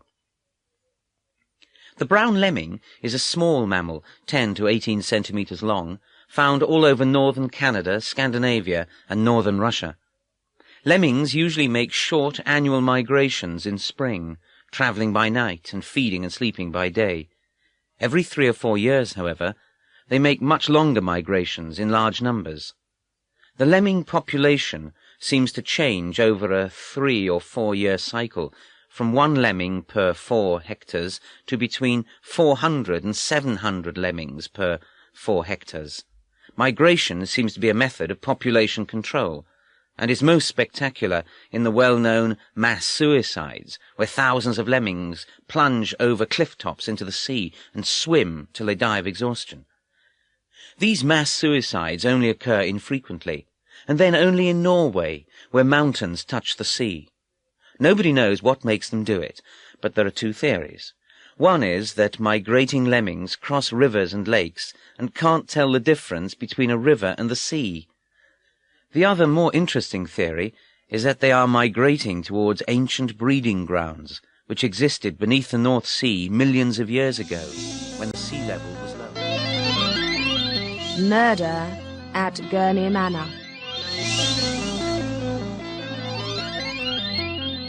Lord Gurney was found dead on the library floor of his country house in Norfolk. He had been shot 5 times. The police have been called. There are 6 people in the house, and they all heard the shots at about 9 o'clock. The police have taken statements and made the following notes about each of the 6 people. I was in my room. My bedroom's on the ground floor because I can't walk. I was reading. I heard the shots. There were 4 or 5. I wheeled myself into the hall. The door of the library was open. Miss Smart was standing in the doorway, screaming. Gillespie was standing at the French windows. The gun was on the floor by the body. I was in the drawing room, writing some letters, job applications, actually. I heard the shots, ran across the hall. The library door was open. Poor dear Horace was lying in a pool of blood. I started screaming. Gillespie came in through the French windows. They were opened. Then Lady Agatha arrived. She didn't say a word. She just stared at me. I was in the billiard room. I was practicing. Suddenly there were 5 shots. I thought it was Chivers shooting birds in the garden again. Then I heard a scream. It sounded like Celia, so I opened the connecting door to the library and saw Father lying there, Gillespie at the window, and Celia and Mother together in the main doorway. I couldn't believe my eyes. I was by the lake, fishing in my usual place. When I heard the shots, I hurried through the trees towards the house. I saw Gillespie running across the lawn towards the library. When I got there, everybody was in the room except Tom Giles, the gardener. Poor old Gurney was dead. I was absolutely sure he was dead. After all, I was in the army for 20 years. I was taking my evening walk. I had just come out of the kitchen door.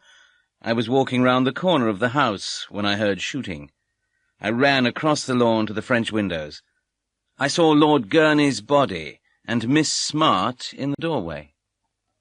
I was working in the kitchen garden.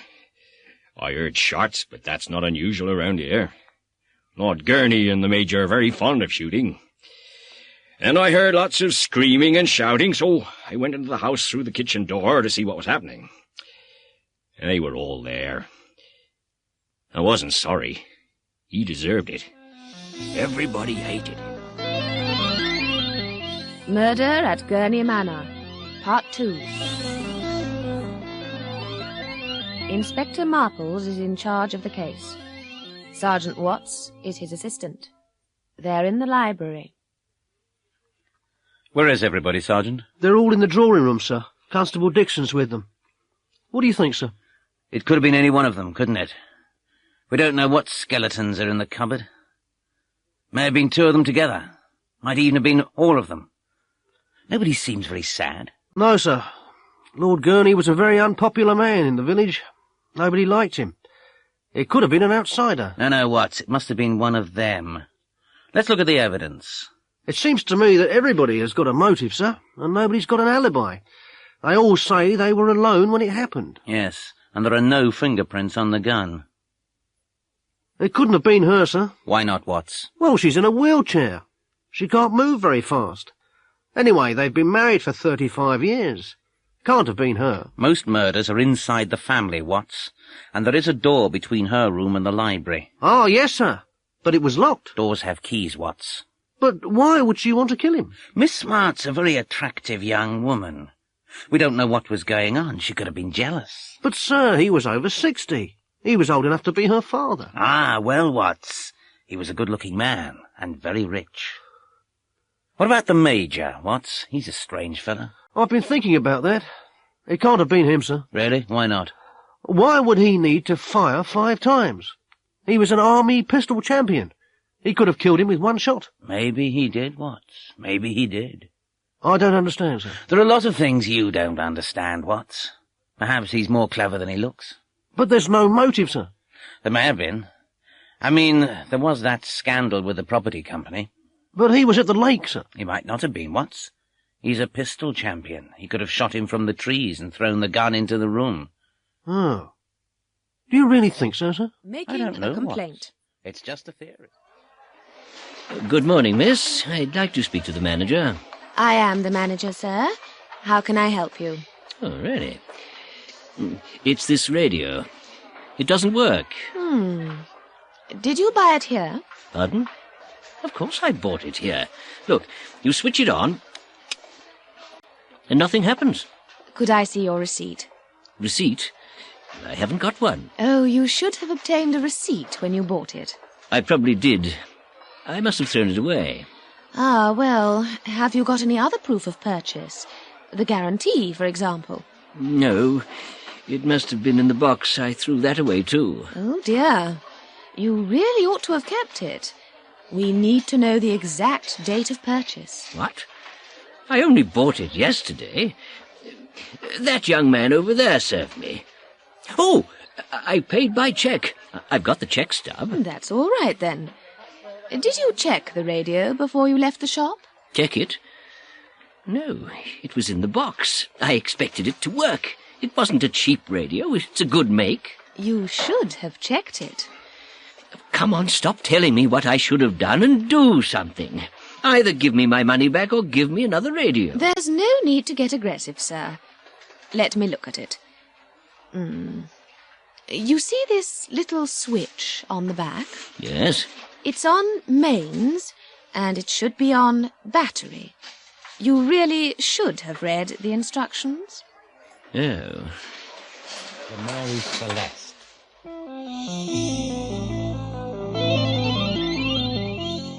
Part 1. The Mary Celeste was built in 1861 in Nova Scotia, Canada, as a cargo-carrying sailing ship. When it was launched, it was given the name the Amazon. It was not a lucky ship.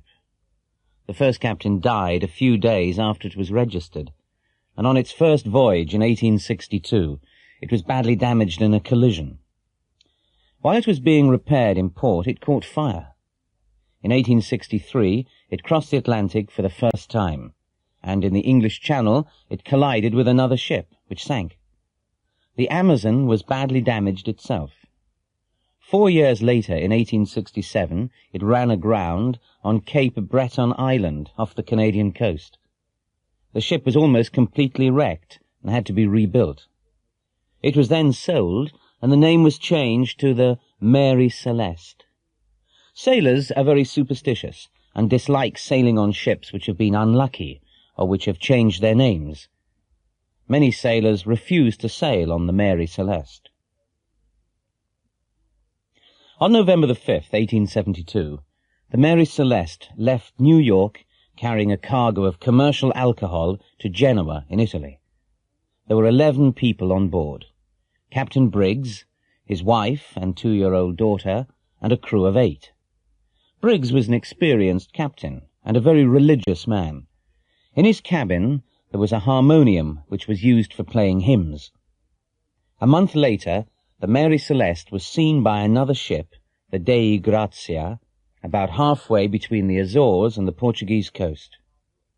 Captain Morehouse of the Dei Grazia, a friend of Captain Briggs, noticed that the ship was sailing strangely. When the Mary Celeste did not answer his signal, he decided to investigate. He sent a small boat to find out what was wrong. The Mary Celeste was completely deserted. The only lifeboat was missing. All the sails were up and in good condition. All the cargo was there. The ship had obviously been through storms. The glass on the compass was broken. The windows of the deck cabins had been covered with wooden planks. There was a metre of water in the cargo hold, which was not enough to be dangerous. The water pumps were working perfectly. There was enough food for 6 months and plenty of fresh water. All the crew's personal possessions, clothes, boots, pipes, and tobacco, etc., were on board. There were toys on the captain's bed. There was food and drink on the cabin table. Only the navigation instruments and ship's papers were missing. The last entry in the ship's logbook had been made 11 days earlier, 1,000 kilometres west, but the ship had continued in a straight line. The forehatch was found open.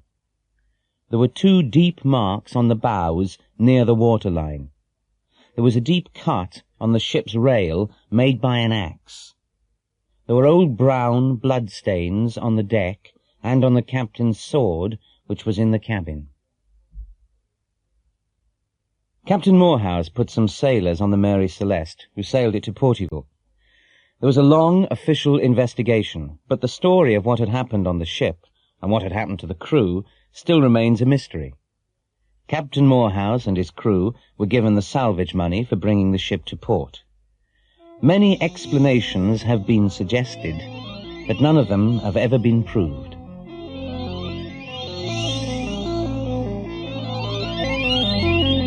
The Mary Celeste, Part 2.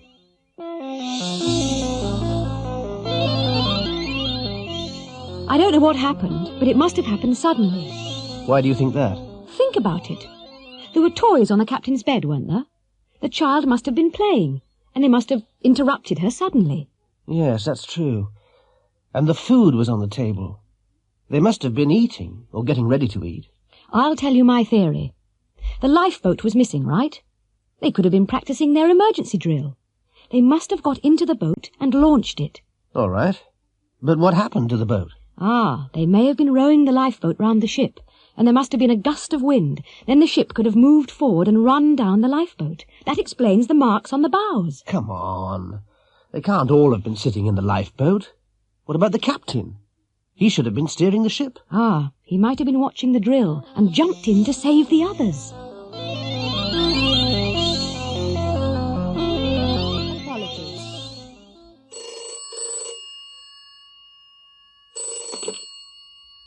Hello. Derek Moore speaking. Oh, hello, Derek. This is Clive. Yes. Did you get home all right? Yes, thanks.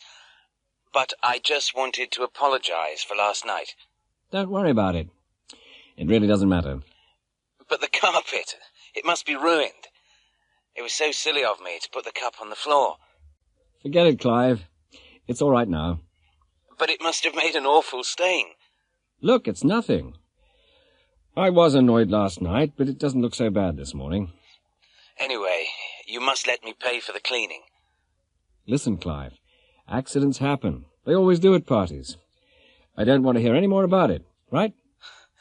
All right. I really am very sorry. See you on Monday. Bye.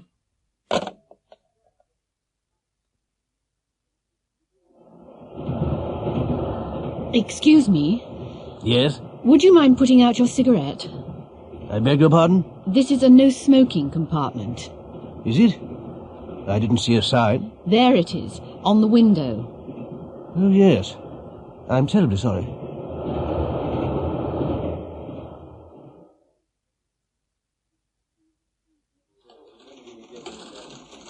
Oh, good morning, Mrs. Newbury. Good afternoon, Sharon. Late again? Oh, yes, I'm ever so sorry. I couldn't find a parking place. Perhaps you should have left home earlier. Yes, I know. It won't happen again. It had better not, Sharon. This is the third time this week.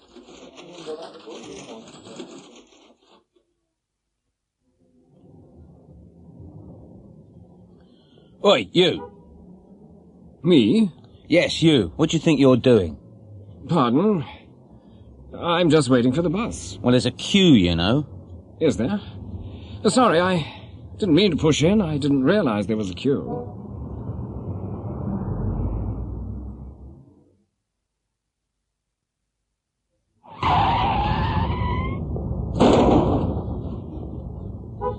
Are you okay? Yes, I'm all right, but what about my car? There's not too much damage. What? Just look at it. I only bought it last week. You shouldn't have been going so fast. Well, I'm sorry, but it wasn't my fault. Wasn't your fault? What do you mean? I had right of way. I'm afraid you didn't. You shouldn't have come out like that. Why not? There's no sign. What's that there, then? Oh, yes. A stop sign. I must have missed it. Well, you should be more careful. You could have killed us all. Yes. I'm sorry. What more can I say? All right, all right. At least nobody's hurt. Here come the police. You better explain it to them. They didn't stop to tell me. Inspector Waterman is interviewing Stan Fletcher, the driver of the hijacked truck. Sit down, Mr. Fletcher. Cigarette? No, thanks. I'm trying to stop smoking. Now, Mr. Fletcher, how did you manage to lose your truck? You know the story already. Well, tell us again. OK. I was driving down the M6 from Scotland, carrying whiskey, in cases. I decided to stop at Burnham Wood. Why Burnham Wood? I stopped to get some diesel, and I needed a coffee. I've been driving for 3 hours. Go on. After I'd filled a tank, I parked outside the cafe. Yes. I got my coffee and sat by the window to keep an eye on the truck. Did you see anybody near the lorry? No. Nobody. Then I went to make a phone call. A phone call? Yes. You can check. I stopped to get some change at the cash desk. OK. Then? Well, I was talking to my wife on the phone when I saw the lorry going past the window. I couldn't believe my eyes. I dropped the phone and ran outside, but it was too late. Had you remembered to lock the cab door? Yes. I always remember to lock it. I'm not stupid, you know. All right, all right. But can you actually remember locking it on this occasion? Yes, definitely. How can you be so sure? Well, I remember putting the key in the lock. It was all wet and dirty. It was raining, you see, and I dropped it in a puddle. And the passenger door? Did you remember to check that? I don't actually remember checking it, but I'm sure I must have done. It locks from the inside, and I never use that door. But you don't remember checking it? No, not really. But you can't remember everything, can you? I might have forgotten to check it. So it could have been open? Yes. Yes, it could have been, but I bet it wasn't. Well, what's your theory, Mr. Fletcher? They must have had keys, mustn't they? They started the engine, didn't they? How did they get the keys? Don't ask me. I've got no idea. Kidnapped. They didn't stop. Hugh Rowland is a wealthy businessman. His wife phoned him an hour ago to tell him that their daughter hadn't returned home from school. He told her not to worry and came home at once. He's just arrived to find his wife in tears. Pamela, what's wrong? Is it Caroline? Yes. This note came through the door. She's been kidnapped. Kidnapped? Oh, my God, no. Have you phoned the police? No, don't touch the phone. Read the note first. £500,000. It'll take me a few days to get that much cash together. How long? I don't know. I just can't put my hands on that much money. Not immediately. Maybe we should phone the police. No, not the police. If the kidnappers find out, they'll kill her. But I'll have to borrow the money. If I don't tell the police, the bank won't let me have it. Oh, Hugh! Unless we do exactly what they say, we may never see her again.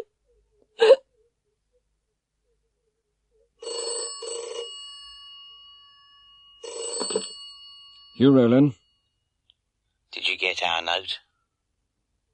Yes. Have you told the police? No, not yet. You'd better not. When can you get the money? I need a few days. You've got 1 day. How do we know that Caroline is still alive? You don't. You'll have to trust us. Get the money by tomorrow evening. You'll hear from us again. If you harm a hair on her head, I'll... Have you seen this advert?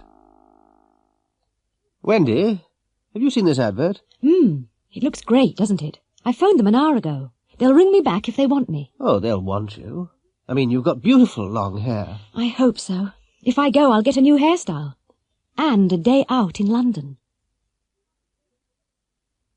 Hey, Andrew, look at this ad. That looks fun. Why don't you ring? I'd love to, but it's a waste of time. My hair's far too short. Well, I like it the way it is. Anyway, you don't know what they might do. Blue and green hair's fashionable at the moment. Oh, Andrew, I wouldn't mind that. If I had longer hair, I'd phone them. Colin, take a look at this. Oh, yes, I've seen it. I'm going to phone tomorrow. It sounds very exciting. And you've got a decent car. There are some disadvantages. Every job's got disadvantages. But you're always complaining about your present job. I know. I'm prepared to try it. But we haven't got a phone. I won't take it if they don't pay the phone bills. Sandra, did you see this? Yes. You aren't interested, are you? What, me? I wasn't born yesterday. There are far too many things wrong with it. What do you mean? I wouldn't take a job like that. You wouldn't have any security. You wouldn't earn anything if you didn't work all day, every day. And I wouldn't take a sales job if they didn't provide a car. Yes. Look at the address. It's a hotel room. Certainly wouldn't work for a company if they didn't even have an office. Helen, what do you think of this advertisement? Didn't I tell you? It was in last week's paper, too. I applied. I've got an interview tomorrow. Do you think you'll get it? They seemed very keen on the phone. I think they'll offer me the job. So, you're going to California? I didn't say that. I won't take the job unless they agree to pay my return fare. It'll be hard work with 5 kids, and I won't go unless they offer me a good salary. There's a job in America in the paper. Yes, I know. I wouldn't dream of applying for it. Why not? You've been looking for a job in the States. It's slave labour, isn't it? 5 kids, 1 evening off a week. But the money might be very good. I wouldn't take it unless they paid me a really good salary, with longer holidays and more free time. And I certainly wouldn't go anywhere abroad unless they paid my return.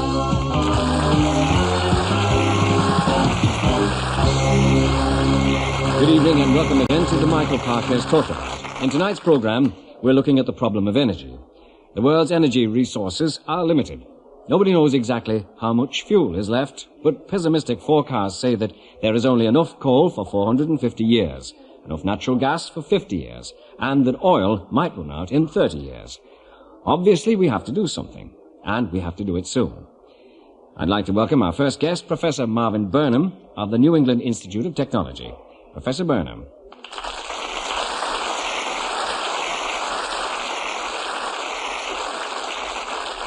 Well, we are in an energy crisis. and we will have to do something quickly.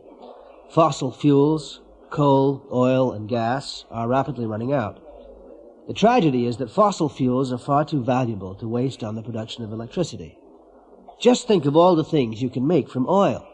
If we don't start conserving these things now, it will be too late. And nuclear power is the only real alternative.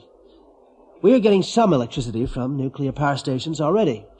If we invest in further research now, we'll be ready to face the future. There's been a lot of protest lately against nuclear power. Some people will protest at anything. But nuclear power stations are not as dangerous as some people say. It's far more dangerous to work down a coal mine or on a North Sea oil rig. Safety regulations in power stations are very strict. If we spent money on research now, we could develop stations which create their own fuel and burn their own waste. In many parts of the world where there are no fossil fuels, nuclear power is the only alternative. If you accept that we need electricity, then we will need nuclear energy. Just imagine what the world would be like if we didn't have electricity. No heating, no lighting, no transport, no radio or TV. Just think about the ways you use electricity every day. Surely we don't want to go back to the Stone Age. That's what will happen if we turn our backs on nuclear research.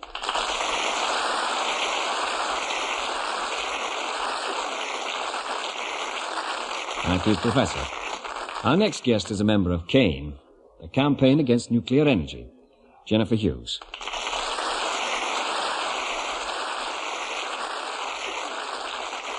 Right. I must disagree totally with Professor Burnham. Let's look at the facts. First, there is no perfect machine. I mean, why do aeroplanes crash? Machines fail. People make mistakes. What would happen if there were a serious nuclear accident? And an accident must be inevitable, sooner or later. Huge areas would be evacuated, and they could remain contaminated with radioactivity for years. If it happened in your area, you wouldn't get a penny in compensation. No insurance company covers nuclear risks. There are accidents. If the nuclear industry didn't keep them quiet, there would be a public outcry. Radioactivity causes cancer and may affect future generations. Next, nuclear waste. There is no technology for absolutely safe disposal. Some of this waste will remain active for thousands of years. Is that what you want to leave to your children? And their children's children? A reactor only lasts about 25 years. By the year 2000, we'll have retired 26 reactors in the UK. Next, terrorism. Terrorists could hold a nation to ransom if they captured a reactor. In the USA, the Savannah River plant, and Professor Burnham knows this very well, lost, yes, lost, enough plutonium between 1955 and 1978 to make 18 atom bombs. Where is it? Who's got it? I consider that nuclear energy is expensive, dangerous, and evil. And, most of all, absolutely unnecessary. But Dr. Woodstock will be saying more about that.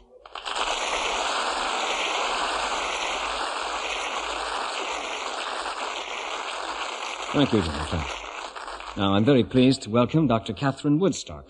She is the author of several books on alternative technology.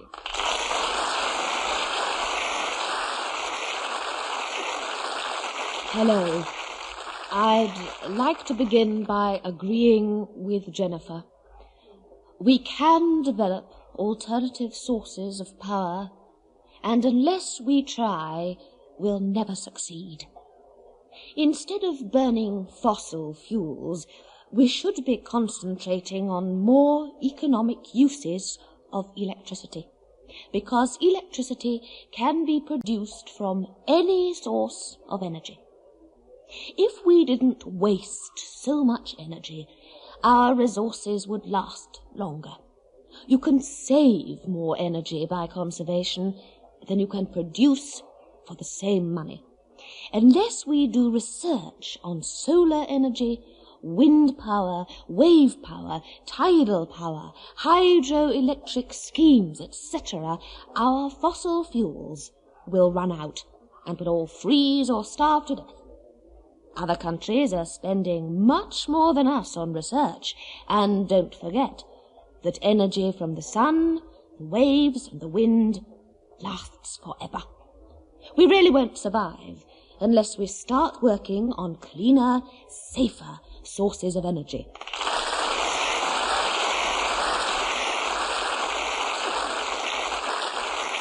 Thank you very much, Dr. Woodstock. Our final speaker, before we open the discussion to the studio audience, is Charles Wicks, MP, the Minister for Energy.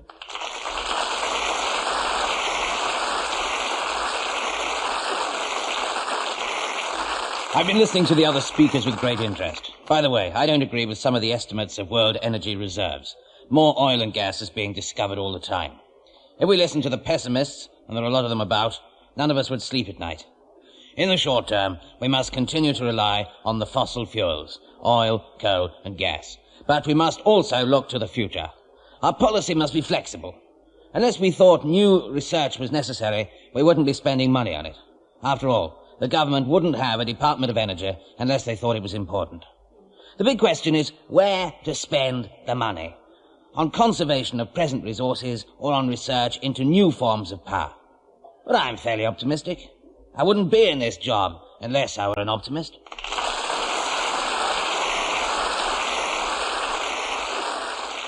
What would you have done? Last week we invited readers to write and tell us about things that had happened to them, or things that they had heard about. We wanted stories where people just didn't know what to do next. Here are the stories that interested us most. I was in a small country pub. I just sat down with a pint of beer.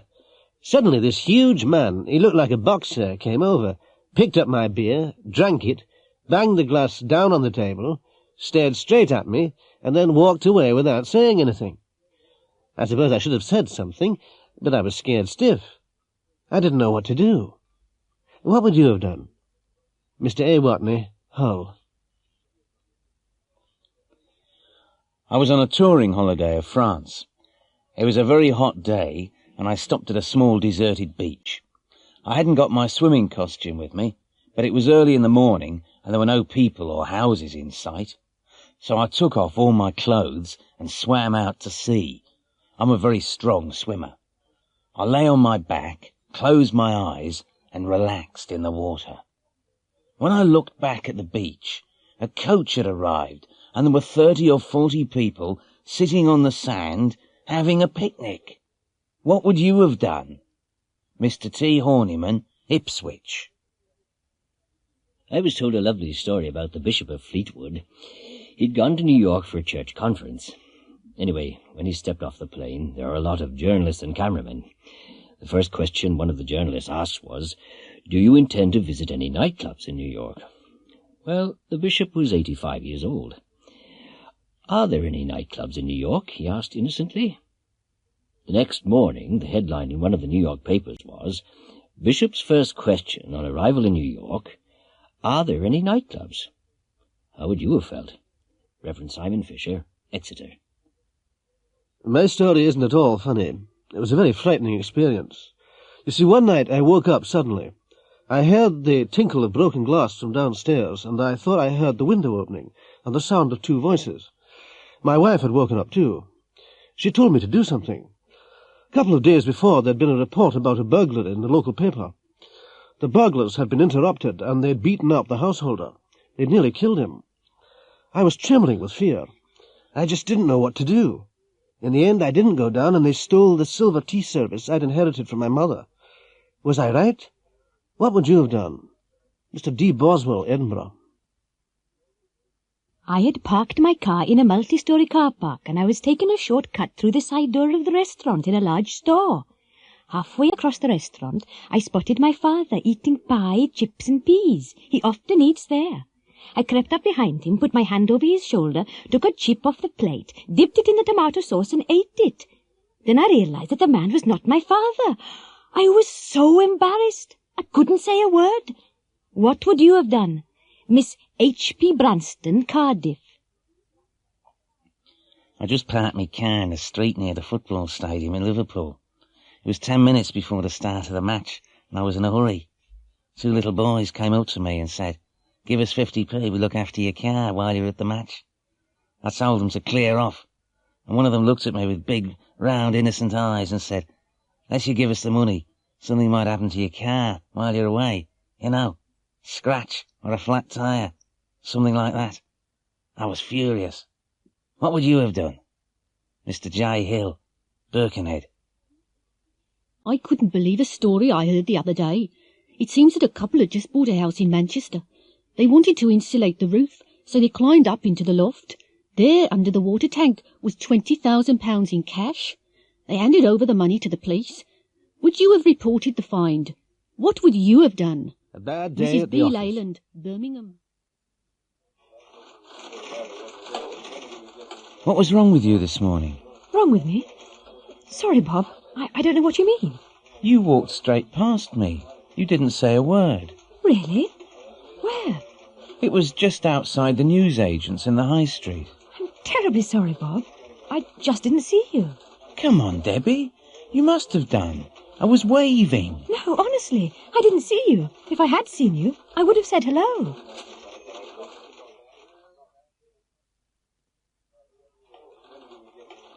Debbie, have you sent that telex to Geneva? No, I haven't. Why haven't you done it yet? It's urgent. Because you didn't ask me to do it. Didn't I? No, you didn't. If you'd asked me, I'd have sent it.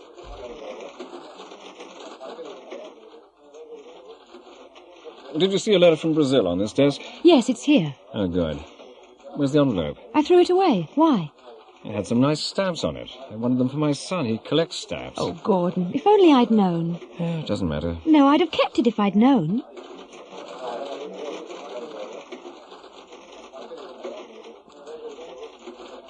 What's the matter, Jeff? You don't look very well. No, I've had a terrible cold. I've been in bed all weekend, but it's better today. I had a bad cold last week. I know, and you gave it to everyone in the office. I wouldn't have come to work if I'd had a cold like that. Debbie? Yes? Did you type this letter? Yes, why? Is there something wrong with it? Have a look. This should be £400. You've typed £40,000. Oh, yes. I'm ever so sorry. And you've also misspelt the customer's name. It should be Snelling, not Smelling. It's not funny, Debbie. If I hadn't noticed it, we could have lost the order.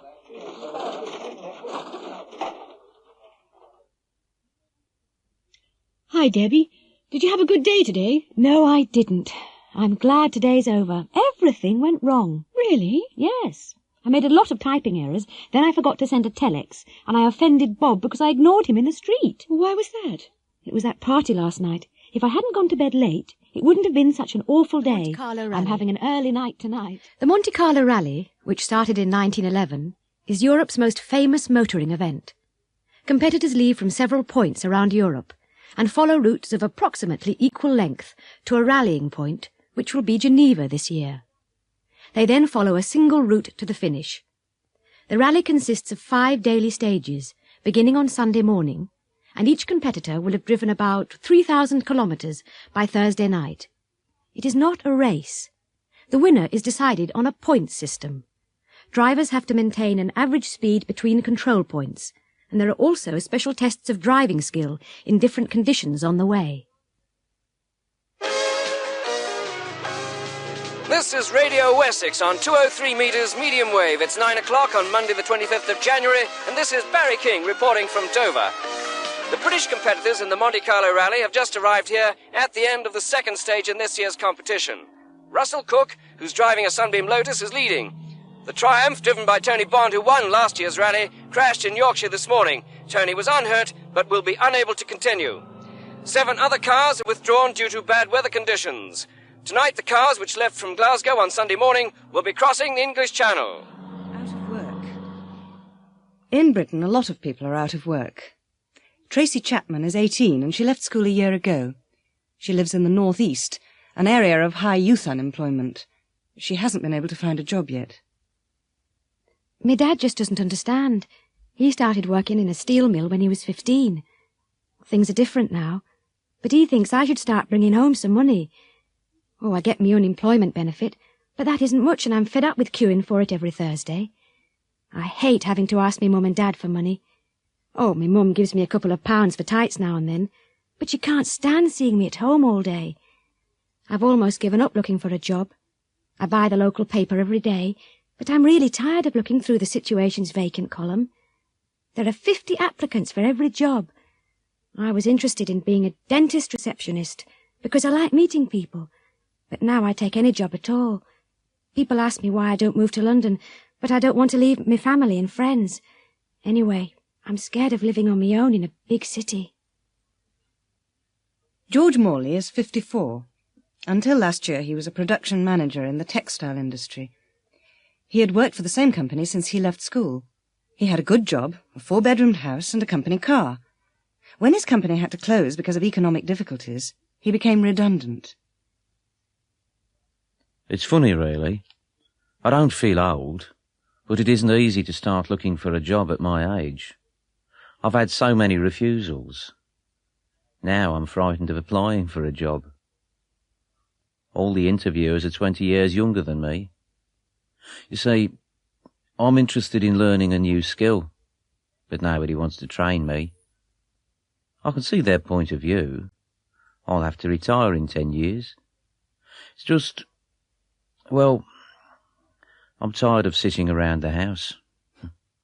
I've worked hard for nearly 40 years, and now I'm terrified of having nothing to do.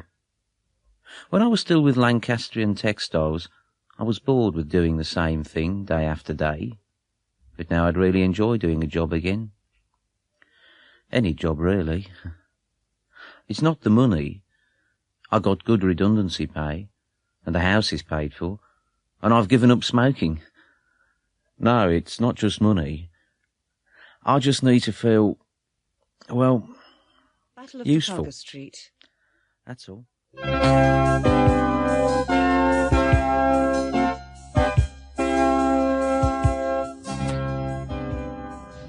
This is Pennine Radio News. Alan Nelson reporting from Trafalgar Street. Mr. Hardy, the Tadworth housing officer, has agreed to speak to us. Now, Mr. Hardy, has the situation changed since last night? No, it hasn't. Mrs. Hamilton is still there and she's still refusing to talk to us. Well, what are you going to do? It's a very difficult situation. We'd like her to come out peacefully. The police don't intend to prosecute her, but she's a very stubborn lady. Stubborn? Yes, well, it is her home. I agree, and it's been her home for a long time, I know. But nobody else refused to move. You see, a lot of people in this area are living in substandard accommodation, and we are going to build over 300 flats on this site. Families are expecting to move into them next year. It's all being delayed because of one person. But Mrs. Hamilton was born in that house. Of course, of course. But we have promised to give her a modern flat immediately. A very nice flat, which is ideal for an elderly person living alone. So, what happens next? I don't know. I really don't. But we can't wait forever. The police will have to do something soon. It won't be easy. She's got 2 very big dogs, and they don't like strangers.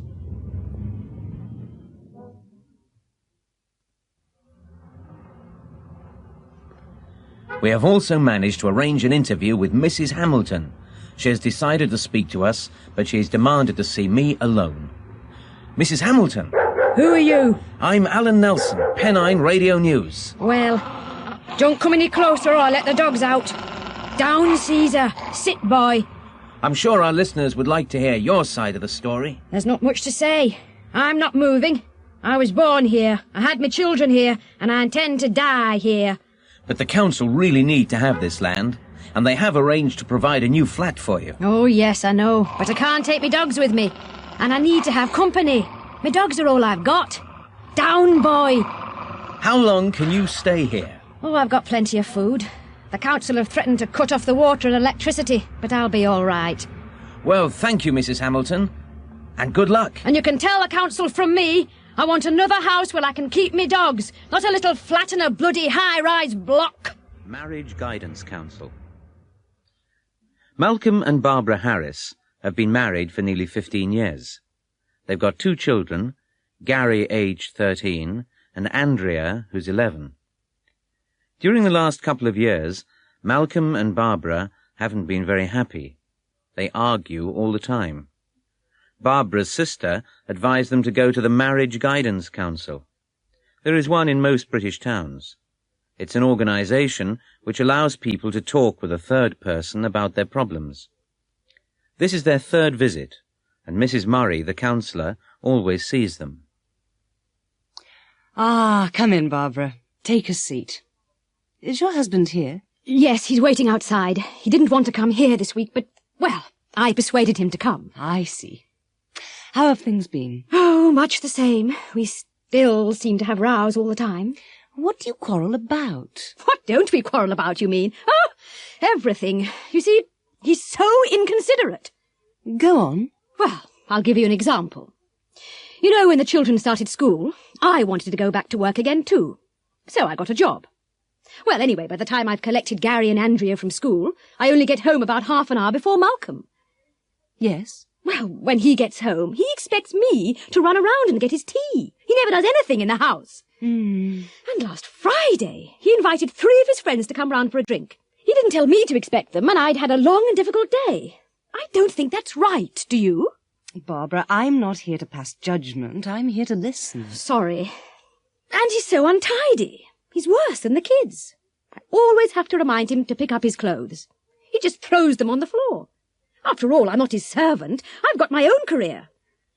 Actually, I think that's part of the trouble. You see, I earn as much money as he does. Malcolm, I'm so glad you could come. Hello, Mrs. Murray.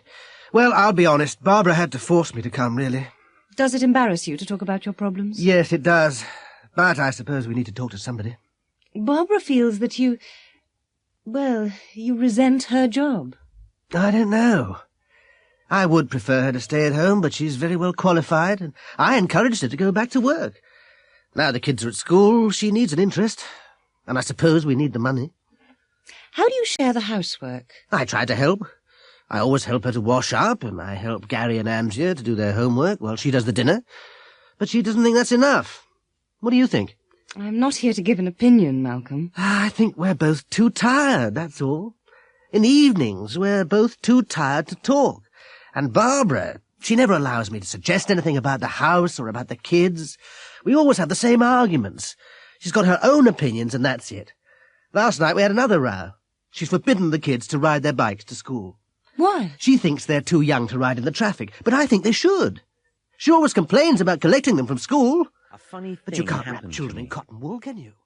A funny thing happened to me last Friday. I'd gone to London to do some shopping. I wanted to get some Christmas presents, and I needed to find some books for my course at college. You see, I'm a student. I caught an early train to London, so by early afternoon I'd bought everything that I wanted. Anyway, I'm not very fond of London, all the noise and traffic, and I'd made some arrangements for that evening. So I took a taxi to Waterloo Station. I can't really afford taxis, but I wanted to get the 3:30 train. Unfortunately, the taxi got stuck in a traffic jam, and by the time I got to Waterloo, the train had just gone. I had to wait an hour for the next one. I bought an evening newspaper, The Standard, and wandered over to the station buffet. At that time of day, it's nearly empty, so I bought a coffee and a packet of biscuits, chocolate biscuits. I'm very fond of chocolate biscuits. There were plenty of empty tables, and I found one near the window. I sat down and began doing the crossword. I always enjoy doing crossword puzzles. After a couple of minutes, a man sat down opposite me. There was nothing special about him, except that he was very tall. In fact, he looked like a typical city businessman. You know, dark suit and briefcase. I didn't say anything, and I carried on with my crossword. Suddenly, he reached across the table, opened my packet of biscuits, took one, dipped it into his coffee, and popped it into his mouth. I couldn't believe my eyes. I was too shocked to say anything. Anyway, I didn't want to make a fuss, so I decided to ignore it. I always avoid trouble if I can. I just took a biscuit myself and went back to my crossword. When the man took a second biscuit, I didn't look up and I didn't make a sound. I pretended to be very interested in the puzzle. After a couple of minutes, I casually put out my hand, took the last biscuit, and glanced at the man. He was staring at me furiously. I nervously put the biscuit in my mouth and decided to leave. I was ready to get up and go when the man suddenly pushed back his chair, stood up, and hurried out of the buffet. I felt very relieved and decided to wait 2 or 3 minutes before going myself. I finished my coffee, folded my newspaper, and stood up. And there, on the table, where my newspaper had been, Polite was requests. my packet of biscuits. Max Millwall used to be a popular comedian on British radio. He's nearly 70 now, but he still performs in clubs in the Midlands and north of England. He's on stage now at the All-Star Variety Club in Wigan.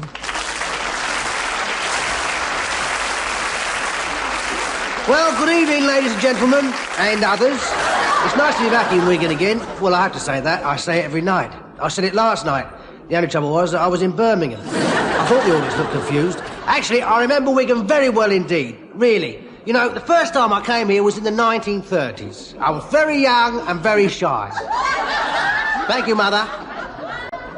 No, you can't believe that, can you? Well, it's true. I was very young and very shy. Anyway, the first Saturday night I was in Wigan, I decided to go to the local dance hall. You remember the old Majestic Ballroom in Withenshaw Street? There's a multi-storey car park there now. It was a lovely place, always full of beautiful girls. The ballroom, not the car park. Of course, most of them are grandmothers now. Oh, you were there too, were you, love? I was much too shy to ask anyone for a dance, so I sat down at a table and I thought I'd watch for a while. You know, see how the other lads did it. At the next table there was a lovely girl in a blue dress. She'd arrived with a friend, but her friend was dancing with someone. This bloke came over to her. He was very posh, wearing a dinner jacket and a bow tie. Well, he walked up to her and said, "Excuse me, may I have the pleasure of the next dance?" She looked up at him. She had lovely big blue eyes and said, "Eh? What did you say?" So he said, "I wonder if you would be kind enough to dance with me. If you don't mind." No, thank you very much," she replied. A few minutes later, this other chap arrived. He had a blue suit, a nice tie, a little moustache. He gave her this big smile and said, "Would you be so kind as to have the next dance with me?" "Pardon?" she said. I thought to myself, she's a bit deaf, or maybe she hasn't washed her ears recently. "Would you mind having the next dance with me?" he said, a bit nervously this time. No thanks, love. I'm finishing my lemonade," she replied. Blimey, I thought, this looks a bit difficult. Then this third fella came over. He was very good looking, you know, black teeth, white hair. Sorry, I mean, white teeth, black hair. "May I ask you something?" he said, ever so politely. "If you like," she answered. Could I... No, might I have the next dance with you?" "Oh, sorry," she said. "My feet are aching. I've been standing up all day at the shop." By now I was terrified. I mean, she said no to all of them. Then this fourth character thought he'd try. "Would you like to dance?" he said. "What?" she replied. She was a lovely girl, but I didn't think much of her voice. "Do you want to dance?" he said. She looked straight at him. "No," she said. "That's all. No." Well, I decided to go home. I was wearing an old jacket and trousers, and nobody would say that I was good looking. Just as I was walking past her table, she smiled. Dance?" I said. "Thank you very much," she replied. And that was that. It's our 40th wedding anniversary next week.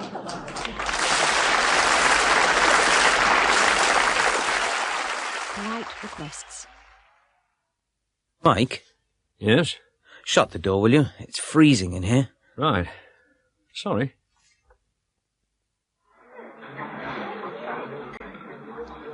Karen? Yes? Lend me 20p. I left my purse in the office. Oh, OK. Here you are. Thanks.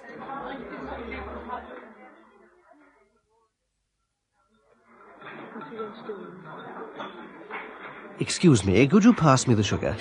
Oh, yes, of course. There you are. Thank you very much.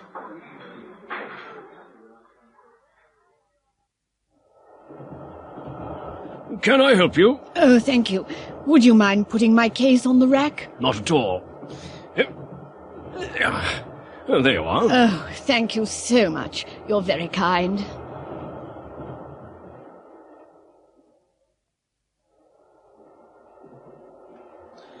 Excuse me, it's a bit stuffy in here. Do you mind if I open the window? No, I don't mind at all. I feel like some fresh air too.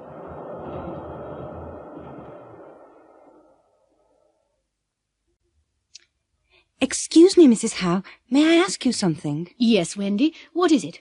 May I have the day off next Friday? Well, we're very busy. Is it important? Yes, it is really. It's my cousin's wedding. Oh, well, of course you can.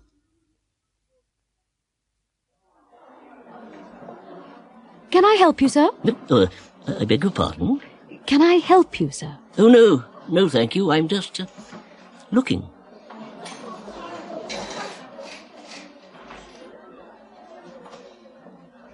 Good morning. Good morning. I wonder if you can help me. I'm trying to find a Christmas present for my father. Might I suggest a tie? Perhaps. Could you show me some ties?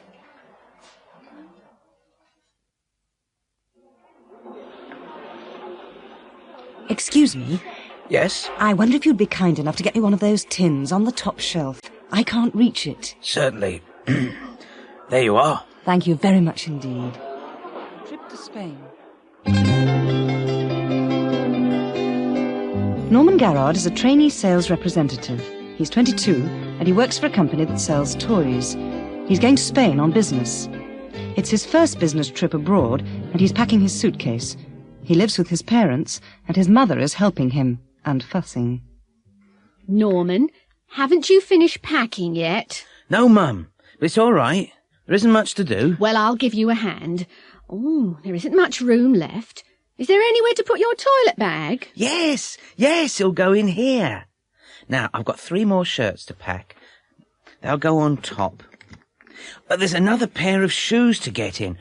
I don't know where to put them. Put them down the side. Right, I think we can close it now.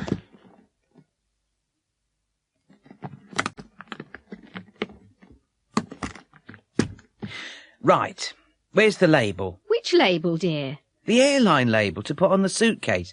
Ah, here it is. Now, have you got the key? Which key? The key to lock the case, of course. It's in the lock, Mum. Don't fuss. There's nothing to worry about. There's plenty of time. Have you forgotten anything? I hope not. And you've got a safe pocket to keep your passport in. Yes, it's in my inside jacket pocket. Have you got a book to read on the plane? Yes, it's in my briefcase. And has everything been arranged? What do you mean? Well, is there someone to meet you at the other end? Oh, yes. The Spanish representative's meeting me at the airport. And you've got somewhere to stay tonight? I hope so. Now, everything's ready. I'll just have to get some pesetas at the airport.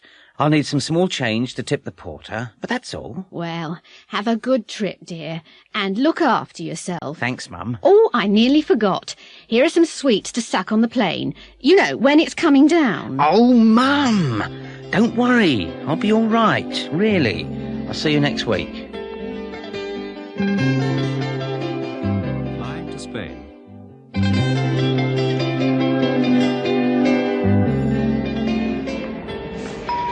This is the last call for the 12 o'clock British Airways flight BA412 to Amsterdam. Would passengers for this flight please proceed without delay to gate 17?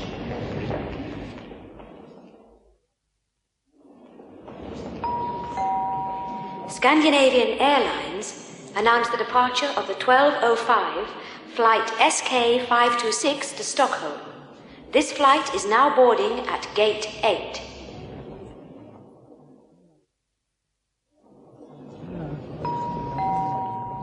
Would passengers for the 12:10 Iberia flight IB341 to Madrid please go at once to gate 16, where this flight is now boarding.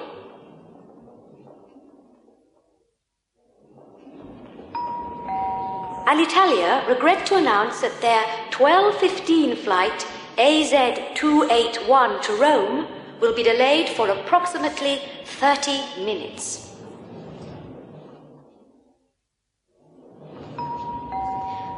Olympic Airways announced the departure of the 12:30 flight OA260 to Athens. Would passengers on this flight please proceed to gate 19?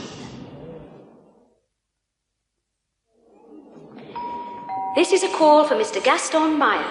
Would Mr. Gaston Meyer, travelling on the 12:45 Sabina flight SN604 to Brussels, report to the airport information desk, please?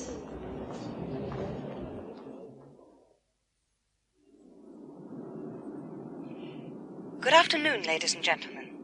Captain Perez and his crew welcome you aboard Iberia flight IB 341 to Madrid.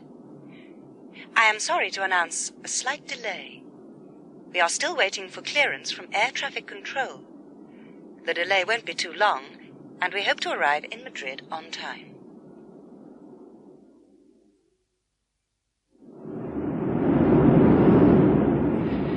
This is your captain speaking. We are now passing over the English coast. Our Boeing 727 is cruising at a height of 30,000 feet, and our speed is approximately 560 miles per hour. The temperature in Madrid is 18 degrees Celsius, and it is a clear and sunny day. We expect to pass through some slight turbulence, and would recommend passengers to remain in their seats and keep their belts fastened.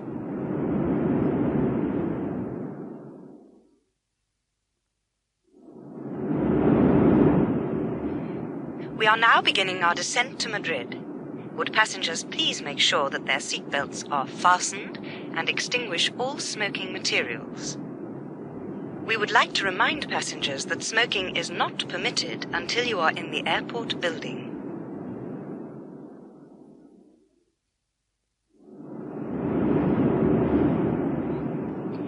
We hope you had a pleasant and enjoyable flight. We would like to thank you for traveling on Iberia, and we hope to see you again soon. Would passengers please remain seated until the plane has come to a complete stop and the doors have been opened.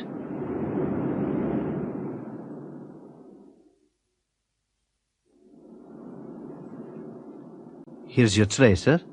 Oh, thank you. Would you like something to drink? Yes, please. Some red wine. That's 100 pesetas. Thanks. Can I pay in British money? Of course. You needn't pay now, I'll collect it later.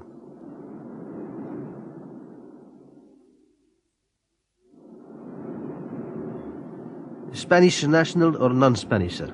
I'm British. Would you mind completing this landing card, sir? Right, thank you.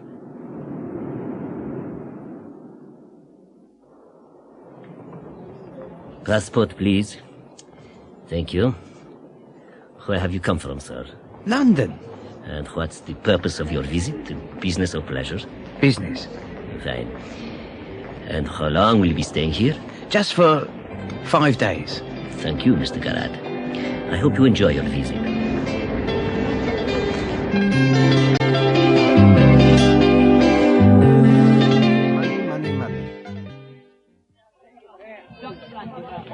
Excuse me, Yes, miss. how much do you want for this plate? Let me see. Oh, yes.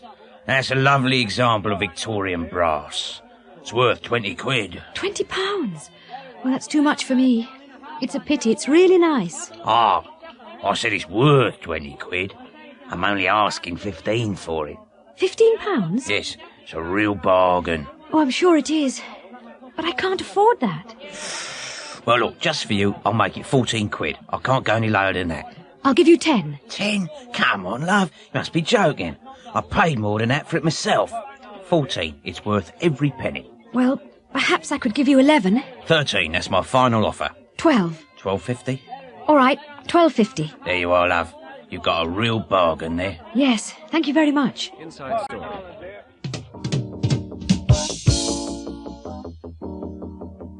This is IBC News. Julian Snow, the missing Daily News reporter, was interviewed this morning by Dominic Beale of IBC News in Mandanga. Julian, can you tell us how you were captured in the first place? Well, I was on my way to visit a village near the front line. I came round a bend in the road, and there was a tree lying across the road. I only just managed to stop in time. Suddenly, armed men appeared on all sides. What did you do? What would you do? I just sat there with my hands in the air. Anyway, they made me get out of the Land Rover and made me lie on the ground. I thought, this is it, they're going to shoot me. I started saying my prayers. What happened next? Well, they searched me. Of course, I didn't have any weapons, just a camera. It's funny, they let me keep it. Then they tied my hands together and blindfolded me. Then they made me get in the back of a truck and lie under some sacks. I've no idea where they took me, except that it was quite a large training camp. I was there for 10 days. Were you treated well? Yes, I suppose I was. They let me walk about the camp, and they let me take photographs, but they wouldn't let me photograph any faces. I was able to interview some of the leaders. How did you escape? I didn't. They put me back in the truck, blindfolded me again, drove for a few hours, then made me get out, pointed me in the direction of town, and let me go. And what exactly did the guerrilla leaders say about the situation? Well, if you want to know that, you'll have to buy tomorrow's. What are you doing tomorrow night? Nothing. Why? Well, do you like jazz? Yes, I do, very much. Which do you like best, modern or traditional? I like both, really. There's a weather report concert at the Hammersmith Odeon. Would you like to come? Oh, yes, they're my favourite group. Lisa, look over here. They've got a very good selection of Levi cords. Oh, yes, and they got my size, too. But only in navy blue and black. Which do you prefer? I don't like either of them very much. I really wanted green. They haven't got green in your size. Go on, try a pair on. No, I prefer to look somewhere else.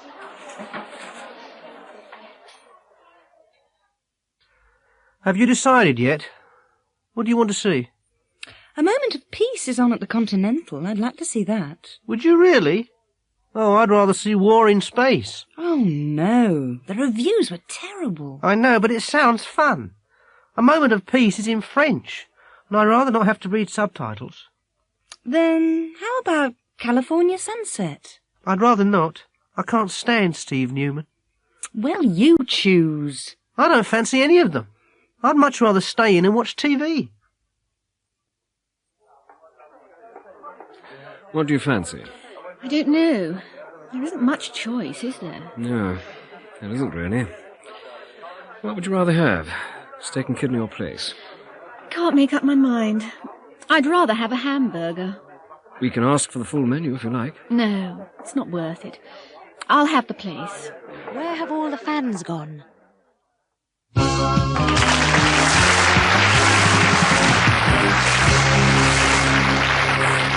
Good evening and welcome to the Michael Parkhurst Talkabout. In tonight's Talkabout, we're looking at the problem of soccer's missing millions. Since 1950, attendance at football matches has fallen by nearly 50%. Many clubs are in financial trouble, and tonight we hope to identify the major causes and discuss some possible solutions. First of all, we'll hear from one of soccer's lost millions, Mr. Bert Woods from London, who used to be a regular Chelsea supporter.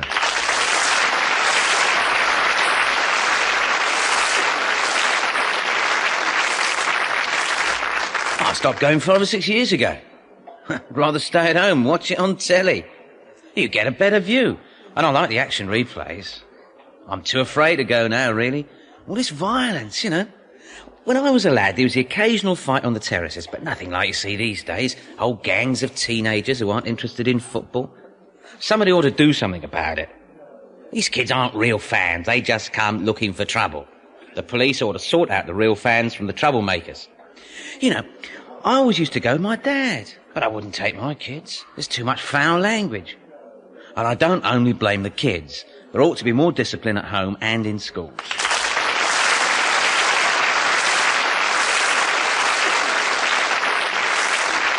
Thank you, Mr. Woods. Let's go over to Brian Huff, the manager of Eastfield United, one of our most successful clubs. Brian? I sympathise with Mr. Woods, and there are plenty of people like him. Anyway, we better do something about it or we'll all go broke. The clubs and players must share the blame. Football's big business and it's very competitive. Winning has become the most important thing. There's too much violence on the field. Referees have to get tougher with players. They should send off players for deliberate fouls. The other problem is television. There's too much football on TV and they only show the most exciting parts. Goals, fouls and violence. People are bored when they see the real game. Anyway, the clubs started talking about these problems 10 years ago and nothing's been done. We better not spend another 10 years talking. We better do something and do it soon.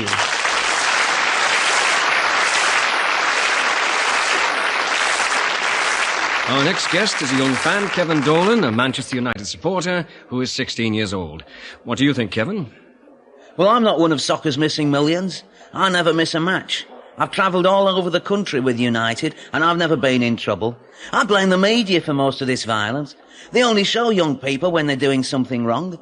They ought not to give so much publicity to troublemakers. It only encourages the others, doesn't it?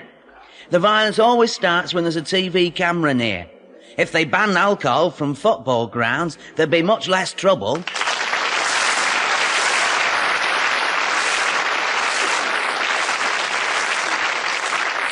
Thank you, Kevin. Our last speaker is Jimmy McTavish, the ex-Scotland striker, who has just returned from the United States after spending 2 years with Miami Galaxy. Well, Jimmy, what ought we to do? I agree with a lot of what's been said, Michael, but hadn't we better look at some solutions? I've been playing in the States for the last 2 seasons, and I haven't seen any violence over there. A football match is a day out for the family. More than half the supporters are women and children, and there are much better facilities. Everybody gets a comfortable seat. There are good restaurants, and there's entertainment before and after the game, and at half-time. Football stadiums are old, cold, and dirty over here. We'd better take a good look at American soccer. I think we've got a lot to learn. Entertainment is what football is all about, and we'd better not forget it.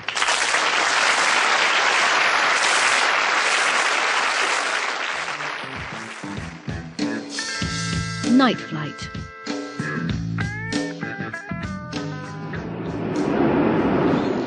This is Captain Cook speaking.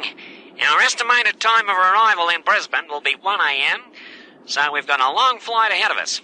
I hope you enjoy it. Our hostesses will be serving dinner shortly. Thank you.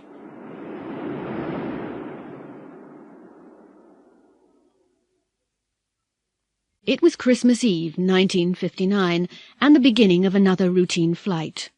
The hostesses started preparing the food trays. A few of the passengers were trying to get some sleep, but most of them were reading. There was nothing to see from the windows, except the vast blackness of the Australian desert below. There was nothing unusual about the flight, except perhaps that the plane was nearly full. A lot of the passengers were travelling home to spend Christmas with their families. The hostesses started serving dinner. It was a smooth and quiet flight. The hostesses had finished collecting the trays, and they were in the galley putting things away, when the first buzzers sounded. One of the hostesses went along the aisle to check. When she came back, she looked surprised. "It's amazing," she said. "Even on a smooth flight like this, 2 people have been sick." 20 minutes later, nearly half the passengers were ill, dramatically ill. Several were moaning and groaning, some were doubled up in pain, and 2 were unconscious. Fortunately, there was a doctor on board, and he was helping the hostesses. He came to the galley and said, "I'd better speak to the captain. This is a severe case of food poisoning. I think we'd better land as soon as possible." "What caused it?" asked one of the hostesses. "Well," replied the doctor, "I had the beef for dinner, and I'm fine. The passengers who chose the fish are ill." The hostess led him to the flight deck. She tried to open the door. "I think it's jammed," she said. The doctor helped her to push it open. The captain was lying behind the door. He was unconscious. The co-pilot was slumped across the controls, and the radio operator was trying to revive him. The doctor quickly examined the 2 pilots. "They just collapsed," said the radio operator. "I don't feel too good myself." "Can you land the plane?" said the doctor. "Me? No, I'm not a pilot. We've got to revive them," he replied. "The plane's on automatic pilot. We're okay for a couple of hours." "I don't know," said the doctor. "They could be out for a long time." "I'd better contact ground control," said the radio operator. The doctor turned to the hostess. "Perhaps you should make an announcement. Try to find out if there's a pilot on board." "We can't do that," she said. "It'll cause a general panic." "Well, how the hell are we going to get this thing down?" said the doctor. Suddenly, the hostess remembered something. "One of the passengers. I overheard him saying that he'd been a pilot in the war. I'll get him." She found the man and asked him to come to the galley. "Didn't you say you used to be a pilot?" she asked. "Yes, why? The pilot's all right, isn't he?" She led him to the flight deck. They explained the situation to him. "You mean you want me to fly the plane?" he said. "You must be joking. I was a pilot, but I flew single-engine fighter planes, and that was 15 years ago. This thing's got 4 engines. Isn't there anybody else? He asked. I'm afraid not, said the hostess. The man sat down at the controls. His hands were shaking slightly. The radio operator connected him to air traffic control. They told him to keep flying on automatic pilot towards Brisbane and to wait for further instructions from an experienced pilot. An hour later, the lights of Brisbane appeared on the horizon. He could see the lights of the runway shining brightly beyond the city. Air traffic control told him to keep circling until the fuel gauge registered almost empty. This gave him a chance to get used to handling the controls. In the cabin, the hostesses and the doctor were busy attending to the sick. Several people were unconscious.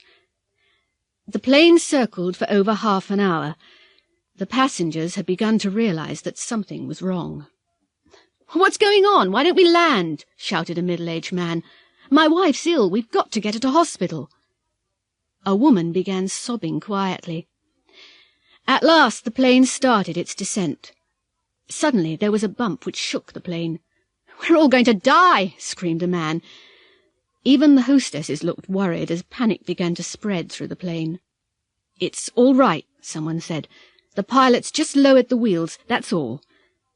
As the plane approached the runway, they could see fire trucks and ambulances speeding along beside the runway with their lights flashing. There was a tremendous thump as the wheels hit the tarmac, bounced twice, raced along the runway and screeched to a halt. The first airport truck was there in seconds. "That was nearly a perfect landing. Well done," shouted the control tower. "Thanks," said the man. "Any chance of a job?"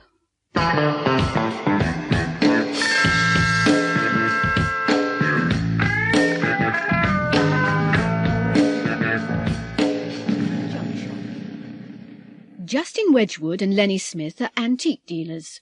They've got a very successful business. They travel around the country buying antique furniture and paintings from junk shops and from elderly people, and then they sell them from their shop in Kensington, a fashionable part of London. Today they're in a small Welsh town. Justin's just come out of a little junk shop, and he seems very excited. Lenny, we're in luck. There's a painting in there, a landscape. It's a good one.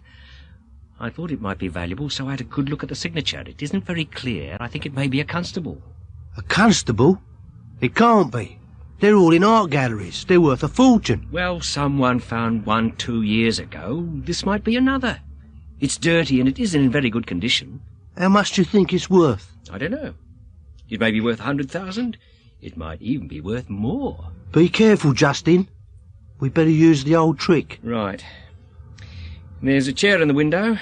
It must be worth about £5. I'll offer the old lady 50 quid for it. She'll be so pleased that she won't think about the painting. Don't say you want the painting. Say you want the frame, okay? Fine. You better wait in the van. I'd rather do this on my own. Justin, check the signature before you give her 50 quid for the chair. Don't worry, Lenny. I know what I'm doing.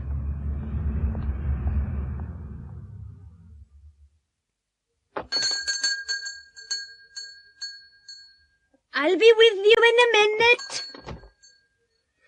Now, hello. I'm interested in that chair in the window. What? That doll thing? It's been there for years. Has it? It's very nice. I think it could be Victorian. Really? Yes, I think I'm right. I've seen 1 or 2 other chairs like it. I think I could get a good price for that in London. I'll offer you, £50. 50? You must be mad, man. No, it's a fair price. Well then, it's yours. There you are, then. £50. Goodbye. Oh, by the way, that painting's in a nice frame. It's a nice picture, dear. Early 19th century, I've heard. Oh, no, it can't be. I've seen lots like it. It must be 20th century. There's no market for them. Still, I could use the frame. All right. How much will you give me for it? How about £20? Oh, no, dear. It must be worth more than that. It came from the big house on the hill. Did it? Let me have another look at it. Yes, the frame is really nice. I'll give you 100. Oh, dear, I don't know what to do. You see, I like that painting myself. All right, 120. That's my final offer. Shall we say 150? Okay, it's a deal. Shall I wrap it for you? No, I've got the van outside. It was nice doing business with you. Goodbye. Bye-bye, dear. Thank you. Owen! Yes, my love? I've sold another of your imitation constables. You'd better bring another one downstairs. If the paint's dry. The gentleman who bought it seemed very pleased with it. This Is Your Life is one of the most popular programs on British and American television. Every week a famous person is invited to a television studio without knowing that he or she will be the subject of the program. The compere meets the person outside the studio and says, "This is your life." The person then meets friends and relatives from his or her past and present. Studio 4 is where the program is recorded. The program begins at 8 o'clock. It's 6:45 now, and the director is checking the preparations with his new production assistant. The subject of tonight's show will be an actor, Jason Douglas. The compere, as usual, will be Terry Donovan. Let's just check the arrangements. We're bringing Jason Douglas here in a studio car. He thinks he's coming to a discussion program. The driver has been told to arrive at exactly 7:55. Now the program begins at 8 o'clock. At that time, Jason will be walking to the studio. Terry Donovan will start his introduction at 8:01, and Jason will arrive at 8:02. Terry will meet him at the studio entrance. Camera 4 will be there. Then he'll take him to that seat. It'll be on camera 3. Jason will be sitting there during the whole program. For most of the show, Terry will be standing in the middle, and he'll be on camera 2. The guests will come through that door, talk to Terry and Jason, and then sit over there. Now, is that all clear? Yes, there's just one thing. Well, what is it? Who's going to look after the guests during the show? Pauline is. And where will they be waiting during the show? In room 401, as usual. Pauline will be waiting with them, and she'll be watching the show on the monitor. She'll tell them 2 minutes before they enter. I think that's...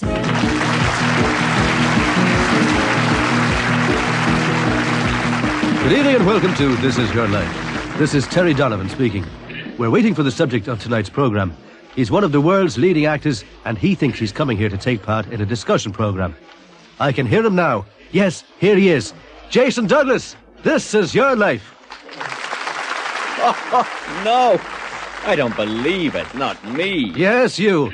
Now, come over here and sit down. Jason, you were born at number 28 Balaclava Street in East Ham, London, on July the 2nd, 1947. You were one of 6 children, and your father was a taxi driver. Of course, your name was then Graham Smith. Now, do you know this voice? I remember Jason when he was 2. He used to scream and shout all day. Susan! Yes, all the way from Sydney, Australia. She flew here specially for this program. It's your sister, Susan Fraser. Susan! Why didn't you tell me? Oh, this is wonderful. Yes, you haven't seen each other for 13 years. Take a seat next to him, Susan. You started school at the age of 5 in 1952, and in 1958 you moved to Lane End Secondary School. Do you remember this voice? Smith, stop looking out of the window. Oh, no! It's Mr. Hooper. Your English teacher, Mr. Stanley Hooper. Was Jason a good student, Mr. Hooper? Eh? No, he was the worst in the class. But he was a brilliant actor, even in those days. He could imitate all the teachers. Thank you, Mr. Hooper. You can speak to Jason later. Well, you went to the London School of Drama in 1966 and left in 1969. In 1973, you went to Hollywood. Do you know this voice? Hi, Jason. Can you ride a horse yet? Maria Montrose, who's come from Hollywood to be with you tonight. Hello, Jason. Oh, it's great to be here. Hello, Terry. Jason and I were in a movie together in 1974. Jason had to learn to ride a horse. Well, Jason doesn't like horses very much. Like them? I'm terrified of them. Anyway, he practiced for 2 weeks. Then he went to the director, it was Charles Orson, and said, "What do you want me to do?" Charles said, I want you to fall off the horse. Jason was furious. He said, what, fall off? I've been practicing for 2 weeks. I could fall off the first day without any practice. Gina has been studying English at a language school in England. Her course finishes at the end of this week, and she's returning home on Saturday. She's in a travel agency now. Take a seat, please. I'll be with you in a minute. Yes, what can I do for you? I want to fly to Rome. Are there any seats available on Saturday? Just a moment and I'll check. Rome. What time of day are you thinking of going? Well, I'd rather not arrive too late. How about late morning or early afternoon? The 12:10's fully booked, I'm afraid. There are seats available on the 14:55 or the 16:30. Is that too late for you? The 14:55 sounds okay. What time does that get in? 18:15 local time. There's a 1 hour time difference, you know. Okay, that'll be fine. I'll pay cash, but I'll have to go to the bank and come back. That's all right. I'll hold the reservation for you. Streamline taxis. I'd like to book a taxi for Saturday morning, please. Where are you going? London Airport, Heathrow. There'll be 3 of us sharing. How much will it be? £35. £35? Each? Or between us? Oh, that's all together. What time do you want to leave? The check-in time is 5 to 2, but I don't know how long it takes to get there. Well, we'd better pick you up about 11:30 in case we hit traffic. Can I have your name and address? Yes, it's Gina Castelli, 2 L's, 32 Seaport Road. 32 Seaport Road. Okay, 11:30 Saturday morning. Thank you. Come in. Oh, hello, Mr. Jenkins. Hello, Gina. What can I do for you? I've just come to say goodbye. Oh, yes, of course. You're leaving, aren't you? When? I'm flying tomorrow morning. I'm back at work on Monday morning. Well, I must say, Gina, we'll be sorry to lose you. I don't really want to go, but... Well, I just wanted to thank you and all the other teachers. Oh, that's all right, Gina. I've really learnt a lot. I hope to come back next year for a holiday. Don't forget to send us a card.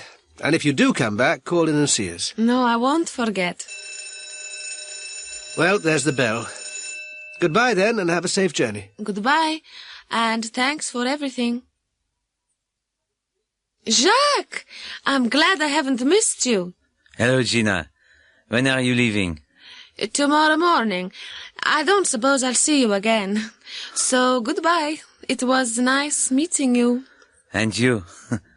But you will keep in touch, won't you? Yes, I will.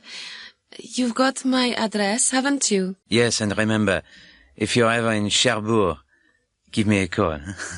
I'd be so pleased to see you again. Oh, I will. You can be sure of that.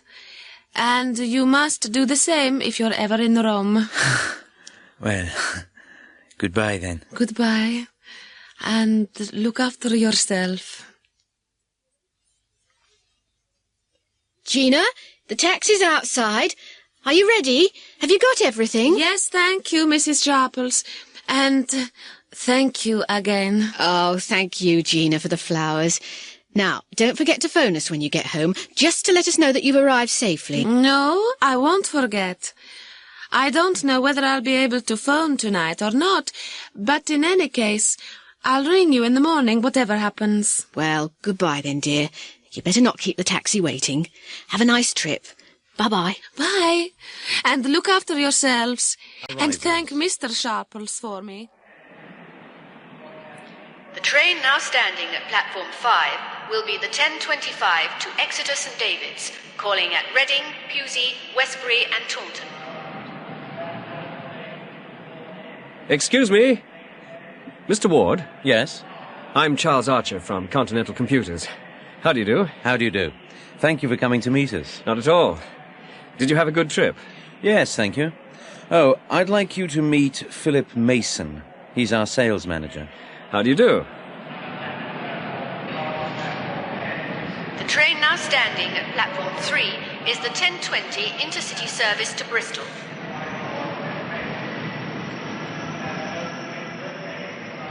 Sarah! Hi. Hi. I haven't seen you for ages. How's things? All right. And you? Fine. How's work? Okay.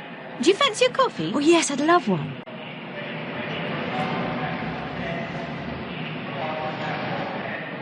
The train now arriving at platform 2 is the 9:12 from Oxford.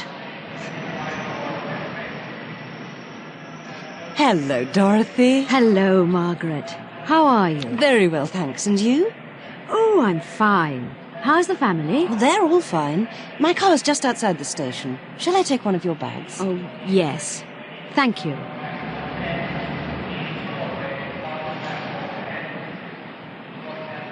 The next train leaving from platform 9 will be the 10:25 intercity service to Plymouth and Penzance.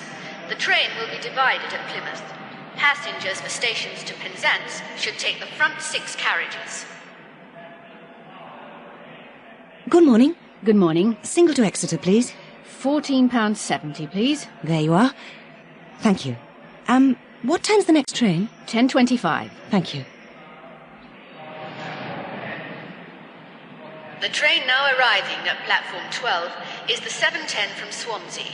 Trains from Swansea are running approximately 15 minutes late due to maintenance work between Swansea and Cardiff. Hello there. I beg your pardon? Hello. How are you getting on? Fine, thank you. Sorry, do I know you? Yes, it's me, Nick Fowler. Sorry, I don't think I know you. Aren't you Harry Shiner? No. I'm afraid not. Oh, I'm terribly sorry. I thought you were someone else.